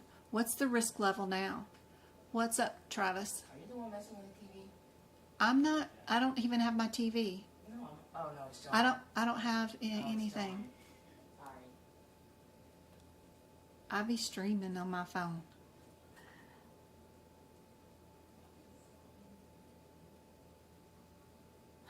Thanks, Go-Kart. All right. Yeah, the management of the patient's condition, including the evaluation of the neurological complaint with the CT scan, including the IV contrast, which puts you at a high risk. Yep. Cool examples in the magazine. I'm just not sure I like the verbiage, but I can't, if they're going to rewrite and start writing questions like this, we need to be prepared and ready for it. So, too cool. All right, we got some diagnoses. What's the differences between these answers? Right off the bat, do we have a situation where an R code is going to happen and be your very first code? Or do we have a condition where an L code is going to be our very first code? The L section is under what header? That is diseases of the skin. And then R codes, we know off the top of our head, are signs and symptoms, right? So I'm just looking at any code in the L section, looking at the side header. What is that chapter in that ICD-10 book called? And I'm just looking at those differences. And then I'm going to look down here at the bottom and see what they diagnose the patient with.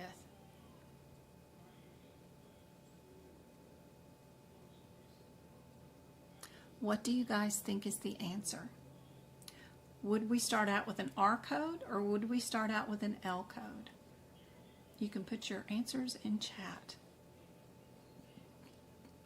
I was on page 10 of your 2024 AMA CPT book.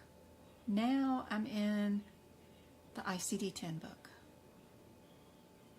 Good job, Tasha, for answering.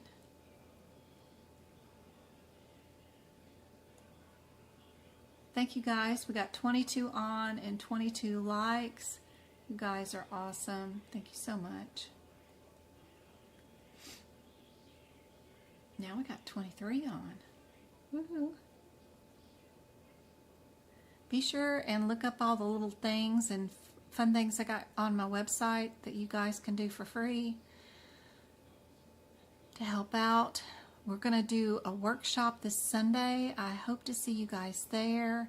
It's going to have vital information down for what's to expect on the exam for sure.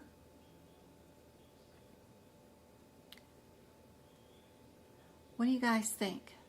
If this patient is here for a drug reaction to an anticonvulsant and changes in medicines, what goes first? Is it an R code or an L code?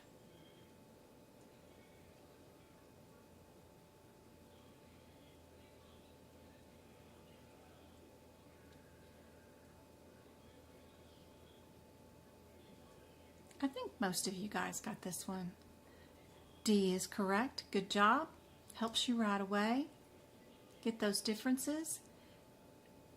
The only difference is, are you a 7-1 or a 7-5? And most drug reactions always have the 5 in them. I taught y'all that like maybe a year ago. Go look for the answer where the T code has the 5 in it. That'll be your answer. It's a handy thing to know right there, is to know that Fifth digit is usually, when it's a drug reaction, it's always a 5. It's handy dandy. Handy dandy to know. All right. Are we in L code or in E code? We have a patient who presents to the provider for a diabetic ulcer of the right ankle. E code, you know, is diabetes. L code is that skin condition, right? Would we have one diagnosis or two? That will also help. First coding job this week, and you passed your exam in July, and I have been applying for lots of jobs since then. Best of luck, sweetheart. So best of luck. Best of luck.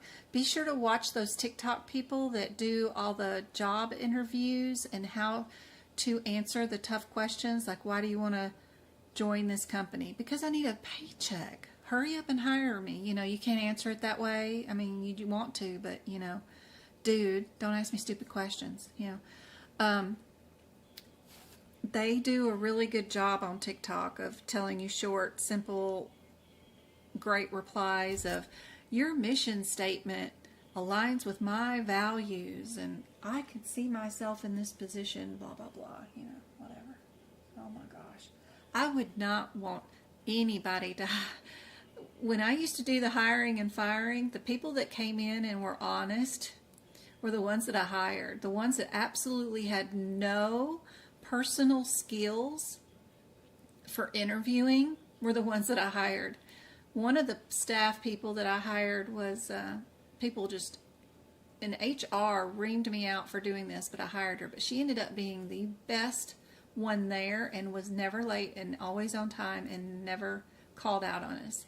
She was a nurse who had 7 children, and she was 27 years old. She had started having children when she was 12 years old. I'm sure none of that was on her, all her fault, but she had 7 kids and she's 27.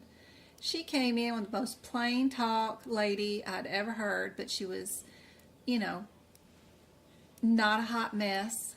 And she had 7 kids and she came in for an interview. And I hired her on the spot.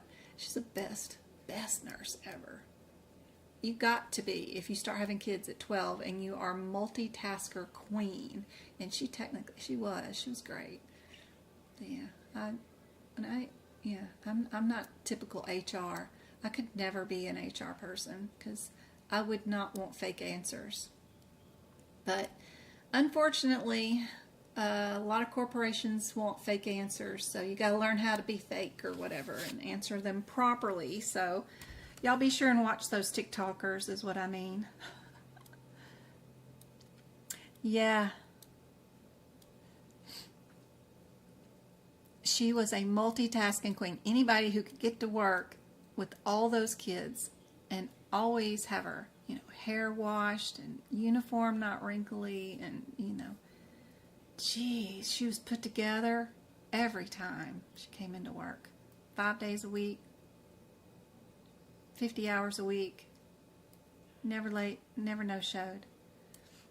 Maybe a couple of times, 4 years I was running the urgent cares and clinics. Maybe once a year she might have had an issue of something major. Somebody's in the hospital. But it wasn't nothing compared to the typical person. Alright, what did you guys think with the answer on this one? Absolutely, good job. A is it. The first time I answered this question when I saw this, when I was learning all of this, I of course picked one of the 97s. I didn't think the diabetes came first because the ulcer was first. But what's in front of the ulcer? Yeah, that was a neat one to learn. You probably see something like that on the exam. I remember there being diabetic ulcers on the exam. Another one, is it a J code first or an L code? Did you check the mailbox yet? I was literally about to ask if I can. Okay. Because Grandma wants them. Yes. Go check the mail. do we have 2 diagnosis codes, 3 diagnosis codes, or 4? Don't pick up anything on the ground. We have a patient who is dependent on a respirator ventilator and a tracheotomy that needs a revision due to the scar tissue. Under general anesthesia, the airway is used to maintain ventilation. Scar tissue is resected. The repair is accomplished using a skin flap rotation with adjacent tissue around the neck. What would we have? Would we have a Z99?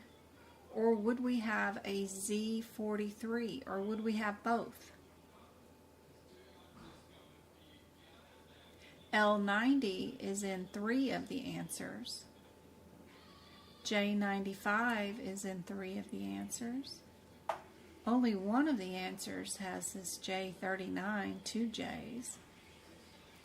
Just things I think about. Looking for similarities, looking for coding irregularities.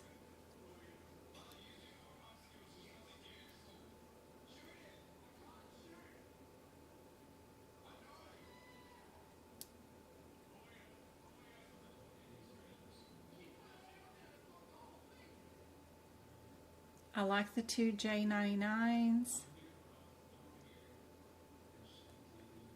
with the L90 and the J95. They all match up super nice.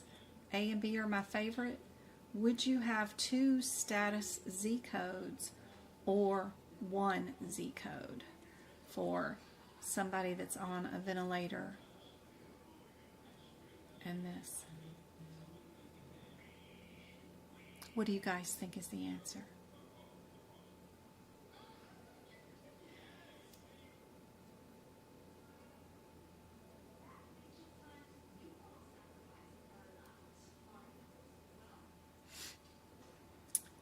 B on this one. We only need the 1 Z code.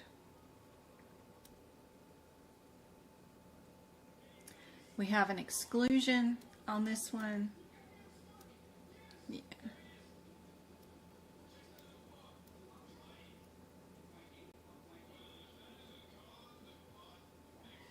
Yep, B is your answer. Here's another one. We got 2 with the T code in front or the L code. Do we have them coming in for a skin issue, or did they have a T injury? And I noticed that we've got the 7th character is different, either an A or a D. So if a patient who came in for a keloid scar due to a burn in the left upper arm, would we be a T code first or an L code? Do we have 2 codes or do we only have 1?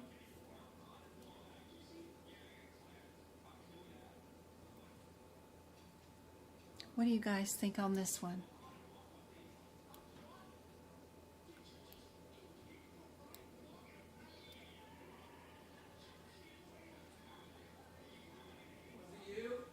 You knew better, Paula. I'm sorry. I'm so glad. At least, get them wrong with me, and then that way you won't get them wrong on the exam. That's what the practice is for. I still don't see any correct answers for this one in chat. I know it's getting kind of late. It's 7 p.m. here.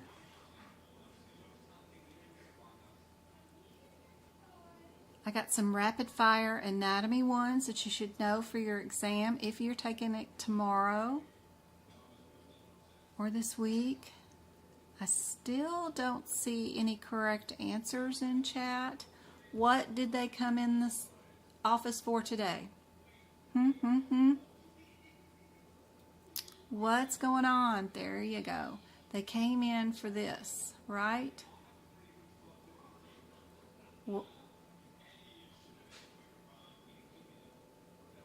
and it is due to this, of course. We do have 2 diagnoses. But they need to start out with our L code first, our skin condition, and then our injury, right? Sequela, whatever you want to call it. They've got the S at the end of this one. Yeah. C.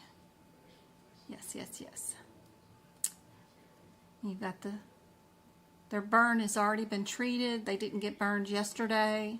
This is just a scar tissue from a burn long ago, right?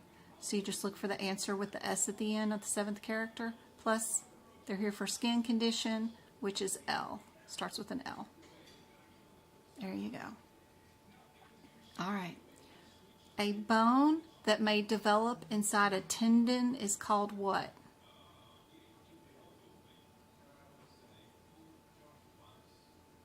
None of the above.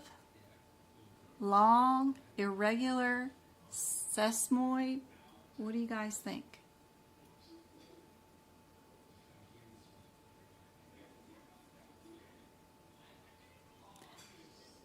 Go-karts answering both on YouTube and on TikTok. Too funny. You've seen this question probably 25 times in 2 years, right? Go-kart. But I haven't shown it in a long time, so we want to make sure everybody sees this one because it has been a long time. It's been a long time. It used to be one of the questions that was on the exam. I hope it still is. Because since everybody's going to get it wrong except for Miss Go-Kart, that makes it helpful that you guys need to know that it is sesamoid bone.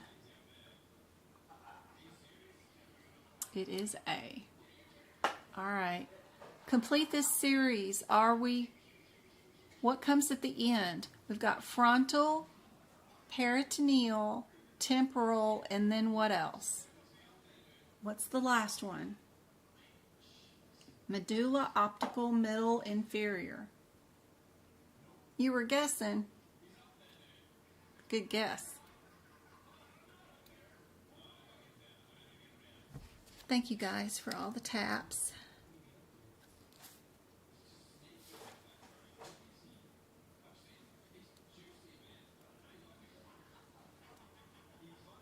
Rotunda. Mabel. Good job, guys. Yep, we are optical. Where does this inflammation affect? Is it digestive, nervous, urinary, or cardiovascular? We got goodies from the Amazon man, woman, whoever it was, person.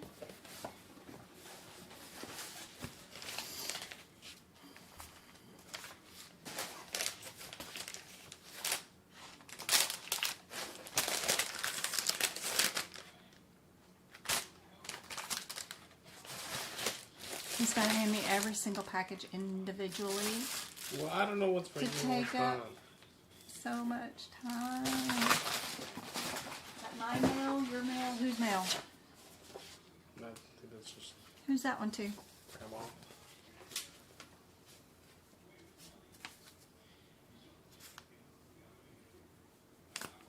Okay.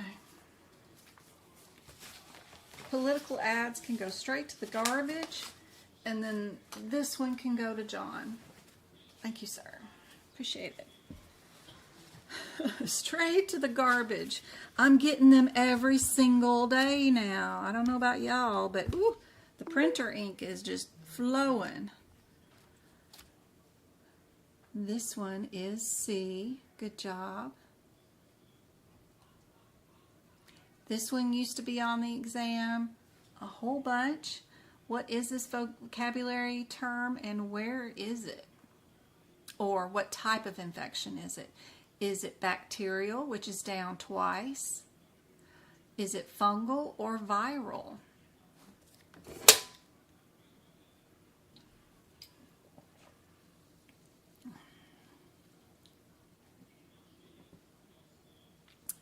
Et. Good job, good job. It is a perfect. Good job. Here's some information for you guys that you can screenshot if you're not on TikTok, because I don't know how to do this. I can't get this off the screen. I don't know where to go to get this off. It looks like a nightmare. But if you're on YouTube, you guys screenshot. Not that you're supposed to screenshot my lives, but I made this for you guys. You guys can make sure you've got or understand the differences between modifiers. Some of them are pricing modifiers. They're modifiers that increase the amount of pay that you get when you add them to a code. Some of them are payment eligible modifiers. And some of them are location modifiers. They may ask you, of these modifiers, which one is a payment eligible modifier? Would you know the difference between a payment eligible modifier? And if you just had 51, 22, 26, and E11 or whatever, would you know which one was a payment modifier, payment eligible one, and which one was a pricing modifier? So here's them split up the way they are. There's 3 different types, in case you didn't know. The location ones are pretty easy. It's just figuring out which ones are payment eligible ones and then which ones are the pricing modifiers. So no question with this, just information for you guys that might be taking your exam this weekend. I wanted y'all to know that information. All right, what is considered a partial thickness wound? Is it A, damage that does not penetrate below the dermis and may be limited to the epidermal layers only? Is it B, the damage does not penetrate below the dermis and may be unlimited to the epidermis layer only? C, tissue damage involving a total loss of the epidermis and the dermis extending to the subcutaneous tissue and possibly to the muscle or bone, lack of blood supply, devitalization, necrotic and non-viable? Or is it D, soft, moist tissue, maybe white, yellow, tan, green, maybe loose or firmly adherent?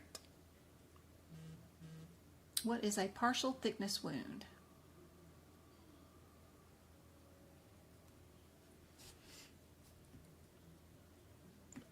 Make that smaller.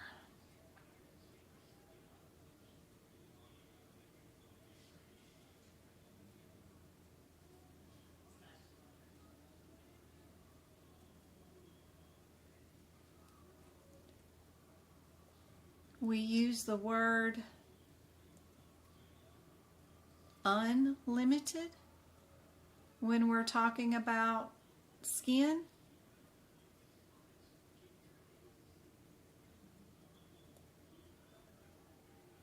Or do we use the word limited? A is the answer on that one. There's one little difference. Here are some top guidelines to know. Just a list, not a ABCD thing, but be sure to know toxic effects of accidental ingestion of stuff. That's usually on the exam, underdosing or overdosing on something, corrosions versus burns when you sequence them. Corrosions go first and then fire burns, right? And they're both sequenced 3rd degree, then 2nd degree, then 1st degree.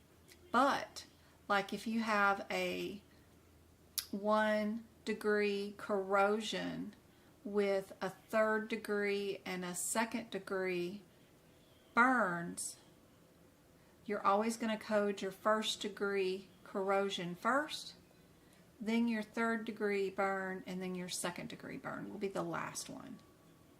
You always code your corrosions first, and then you do your fire burns second. Also, be sure to know your guidelines with dehydration, anemia, chemo, treatment, sequencing. Some patients come in and they are anemic due to chemotherapy or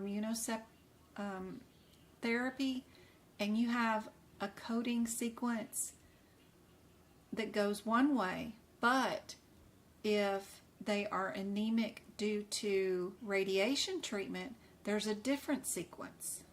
So knowing those differences is super helpful.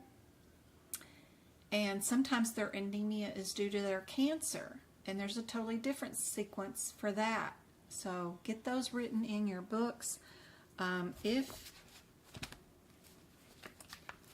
you want to just copy them, I do have ICD-10 guidelines and all of that written out for you if you just wanted to copy it. Let me see, can I show? Yeah. So I have all my ICD-10 guidelines written in my ICD-10 book on the very first page of neoplasms. And if you want a copy of that, you can get those in the shop. They're fairly inexpensive. The ICD-10 ones are like $10, so not too bad at all. But that sequencing is super helpful to have.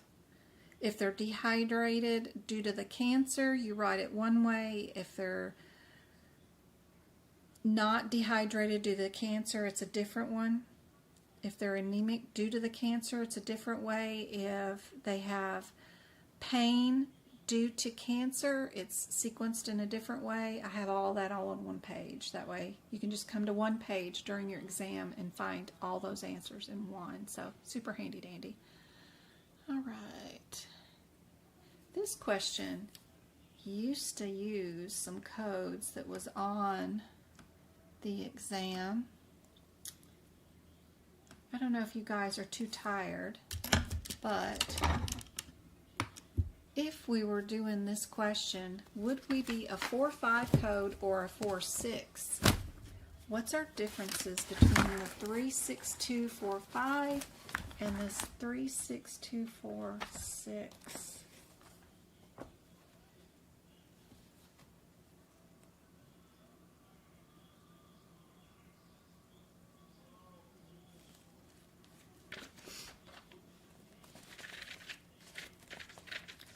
What do you guys think the answer is? 36246. If you're in the AMA 2024 CPT book, you're on page 298.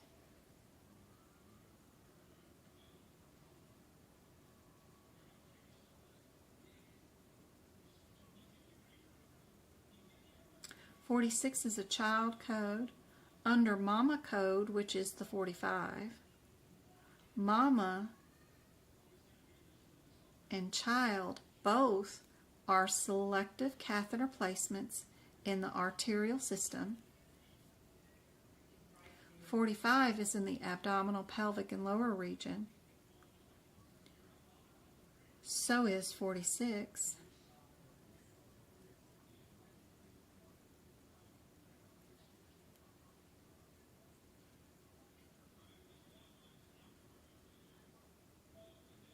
.45 is in the first order, where 46 is in the initial second order. Do you know if this question is in the first order or second order?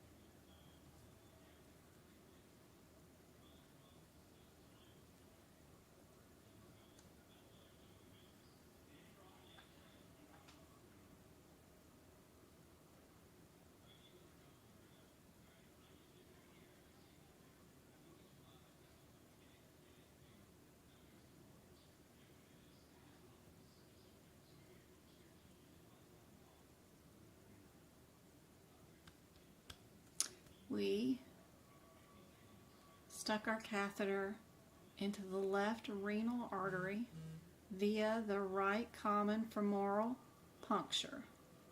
What does that tell us? Are we a 46 or a 45 with that?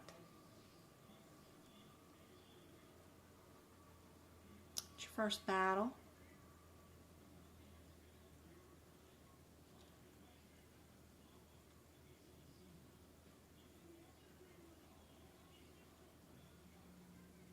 Yep, 45 and 46 are all lower extremity.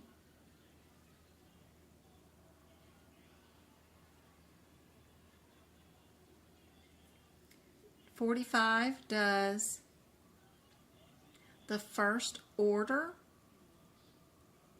where 46 does initial second order. Left renal via the right common femoral.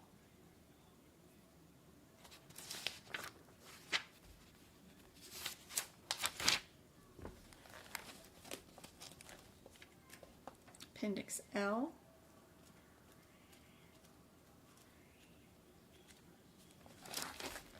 Go look up our left renal.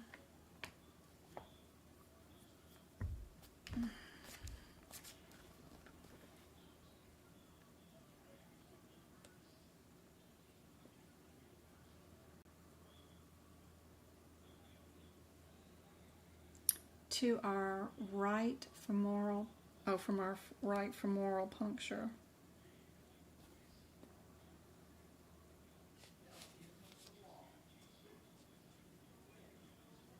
First order or second order?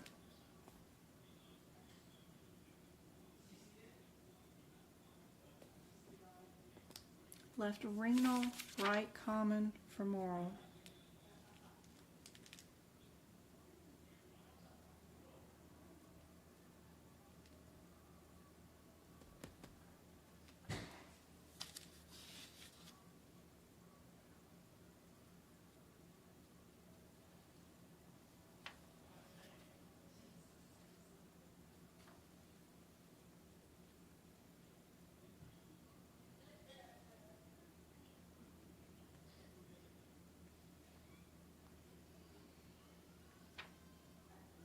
Right common, not left common.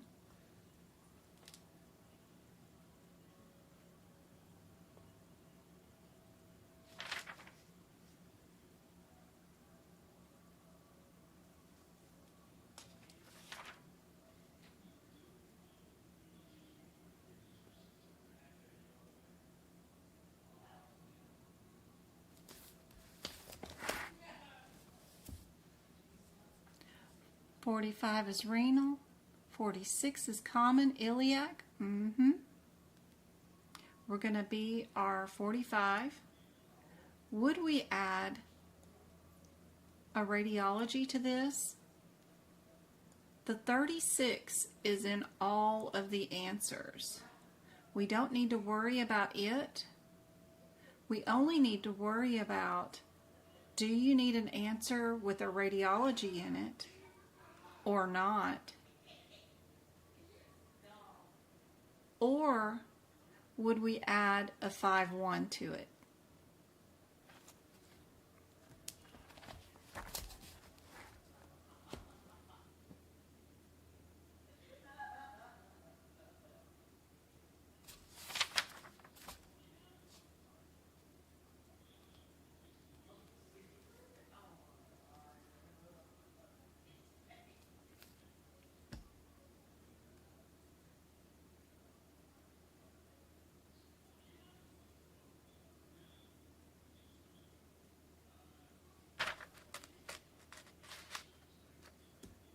"36251 is another mother code.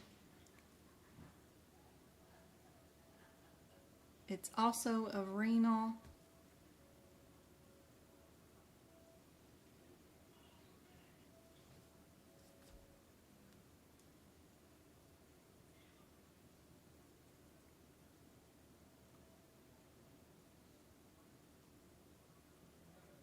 Zena is changing hers to the C. So you did 4-5, which is a selective catheter placement.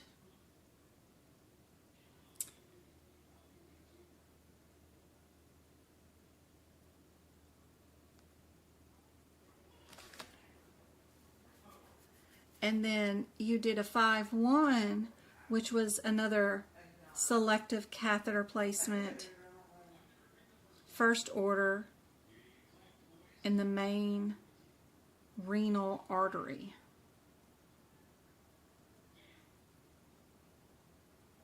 That would be two different .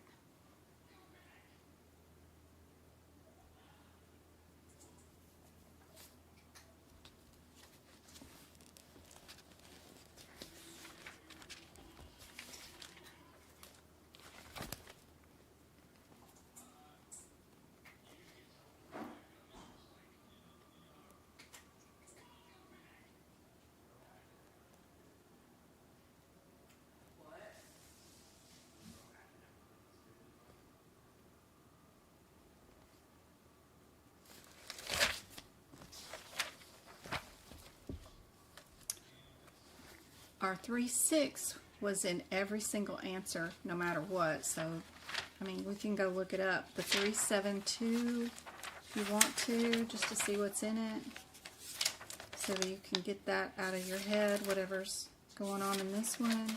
3-7-2, 3-6.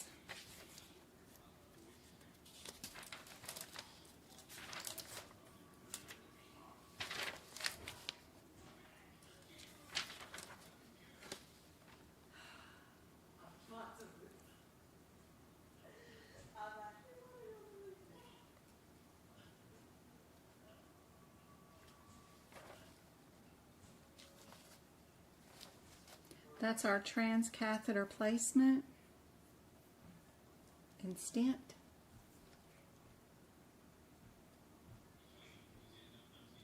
Because the catheter was removed, and then a diagnostic guiding type of catheter was used, which is an RDC.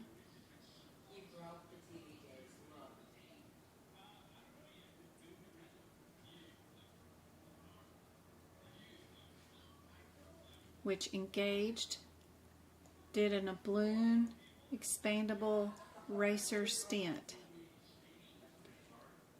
So you know this 3-7-2-3-6 is AKA RDC,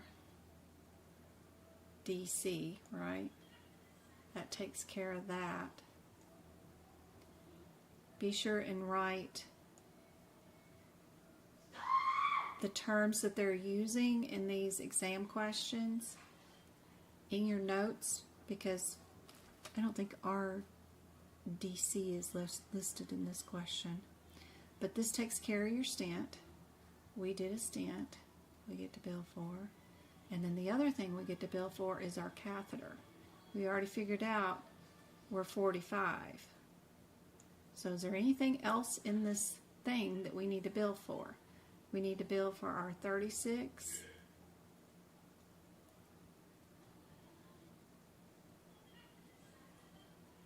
And if you notice inside the 36, it says all radiographic whatever is all included, blah, blah, blah. So you know you're not going to bill any radiology separate. So that gets rid of A. And then our 51 was another catheter. But we did this catheter, then we removed it right here, and then we added this type of catheter in. We just threaded one, and we put that stent in, and that's it. So now we know our answer is, yeah, if you look at the second code, the 37236, it includes all radiology. B is my final answer. Yeah, correct. Remember, if it's a difference between 2 codes or 3 codes, you know it's always going to be just the 2 codes anyway. Yep, B is your answer. B is your answer. B, B, B. Even if you didn't know anything and you got down to this, don't ever pick an answer that's going to definitely include radiology in an AAPC exam, because most of the time their questions are set up just to see if they can trick you into being an overcoder. If you code too much, if you try to code every little word you see in here and you're going to pick an answer that has 6 codes or 3 codes versus 2, they just want to know, do you know what's inside those codes and the descriptors? So if I knew nothing about any of these cardiac catheters and didn't know what the heck none of this mess was, but I knew I was going to be a 45 because 3 of the answers start out with 45, then one answer just has two answers. The other 2 have 3. Well, they're just trying to push me into picking an answer with 3. I'm going to pick the 2 answers and move on with my day. So if I knew nothing at all, and I was just doing this as the process of elimination, you're going to keep A, B, and C because they start out with the same answer. You're only going to pick answer B as your answer because it has the smallest amount of coding in the available answers. A and C just got too much going on.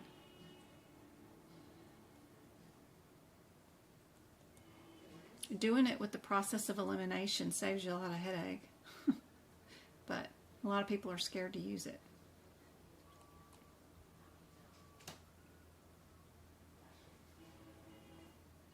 This question used to be on the exam quite a bit. Which CPT code set is used voluntarily by physicians to report quality patient performance measures? I used to work in quality performance measurements. I was quite the expert at it. I used to beat out hospitals that had whole teams and departments in high-rise buildings in LA full of auditors. I would beat their scores. I just loved it. That was so much fun. In quality performance measurements, and I'm only just one person. Used to beat Kaiser Permanente, and we had the same amount of patients in our performance measurements as they did, but I beat their scores. I used to base mine on theirs because they're in-house. If you come to the ophthalmologist at Kaiser, they're going to give you a pap smear and a mammogram at the same time because you're there in the office and you're actually at the appointment. They'll at least give you a referral or something to get it done. But they're going to do everything in their power to get their measurements done for all their performance measures whenever they see you, because they all own everything in-house, you know.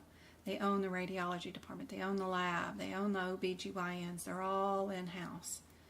So you don't have to get paid or send you out of network to get something done, which was harder for us little groups that have to send everything out.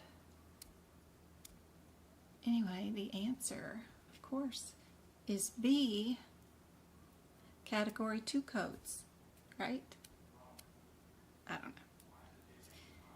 That is it. That's all I had for tonight. I hope this was helpful.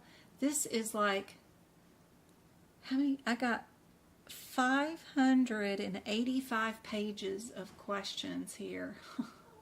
We've done so many questions. It's crazy in the last few weeks. So it has been fun. I think my word is like having a heart attack over how many pages I've got. I've got to start a new page, a new Word document, because it's not liking that I have so many pages into this Word document, but it's time for me to start a new one. We will be live again with 2 more hours of free lessons on Monday. 4 or 4:30 time zone. I haven't checked with Travis's schedule to see what the cheer schedule is. It's usually around 4 o'clock Arizona time zone. Right now it is 7:30 p.m., so you can adjust your time. Thinking about that. We are going to do a workshop this Sunday at 2 p.m. We're going to do 75 exam questions. From the exam point of view, actual questions from people saying this subject matter is usually on their exam, that kind of stuff. I've been scouring the internet looking for stuff that people have said have been on their exam recently, trying to help and find out things. Hopefully this workshop will be awesome for that, and you guys will go take your exams right after this and say, oh, she found so many questions on the exam, they were there. So that'll be cool. Travis, get off of me, you're hanging on me. I'm gonna put the camera on you and show people, everybody, No. my baby child hanging on me. What do you want? You are not getting that phone back. You cannot have your cell phone back. No. You quit damaging my car. When you open up the car door, you have to be demure. You have to be what? What else? Very mindful. Very mindful when you open up the car door. You have done so much damage to the car doors. My car looks crazy. I'm thinking about giving those away at our Halloween Trunkafest that we're going to. I don't know. You quit damaging the cars. I had a question. You're not only doing mine, but you hit some poor lady at freaking, what was that restaurant we were at? Culver's. You rocked the whole side of her car and you hit it. You lifted the whole SUV up and shook it with my car door, hitting the side of her car. You're not only going to get me beat up in town, you know, you're damaging the car. You need to stop it. And I've been asking you. No, you don't need to get the devil voodoo out of you, do you? That was a bracelet. John Michael gave me that one. Yeah, actually. Well, he told me I had to buy it because I needed the evil eye off of me. Yeah. So I had to buy it and wear it because I got bad mojo coming at me. That goes to my watch. Quit digging through my desk. Travis. No, you'll just wear it as a choker. Leave. Leave, my love. Leave. I'm trying to say goodnight to my students. I'll see you in a minute. But you ain't getting your cell phone back. Jesus. I've been begging him for 2 weeks to stop with the door, and he's still opening up the door too hard. And he's just killing me. He's just running to the card and opening it up, not paying attention to who's around us or what's around us. He's hitting my cars, neighbors' cars, the city's cars, everybody's cars. And I park away from people, but he'll find a way. And plus, when he's going to the car with his backpack in his hand and his drink for the day or whatever else, he's scratching the handle and the door and the paint around the handle, just getting into the car. Like, his door where he sits is trashed. And I've had the car a month. So it's just so much. And to get it all repainted is awful. So, yeah. He's just not paying attention. He's almost 16. There ain't no reason for that. Anyway. He's got no cell phone and cannot talk to his friends. And he is dying. Alright guys, I will see you this Sunday. I will have my brain on that day. We are going to be doing some exam questions that I know you're going to be seeing on these certification exams. And I hope to see you there. 37236. What is she saying about that? 37236. It says includes. Yes, it does.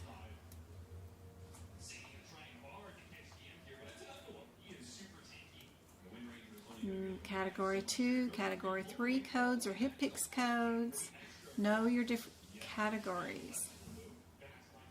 I've learned to go deeper than the first couple of words. Good job.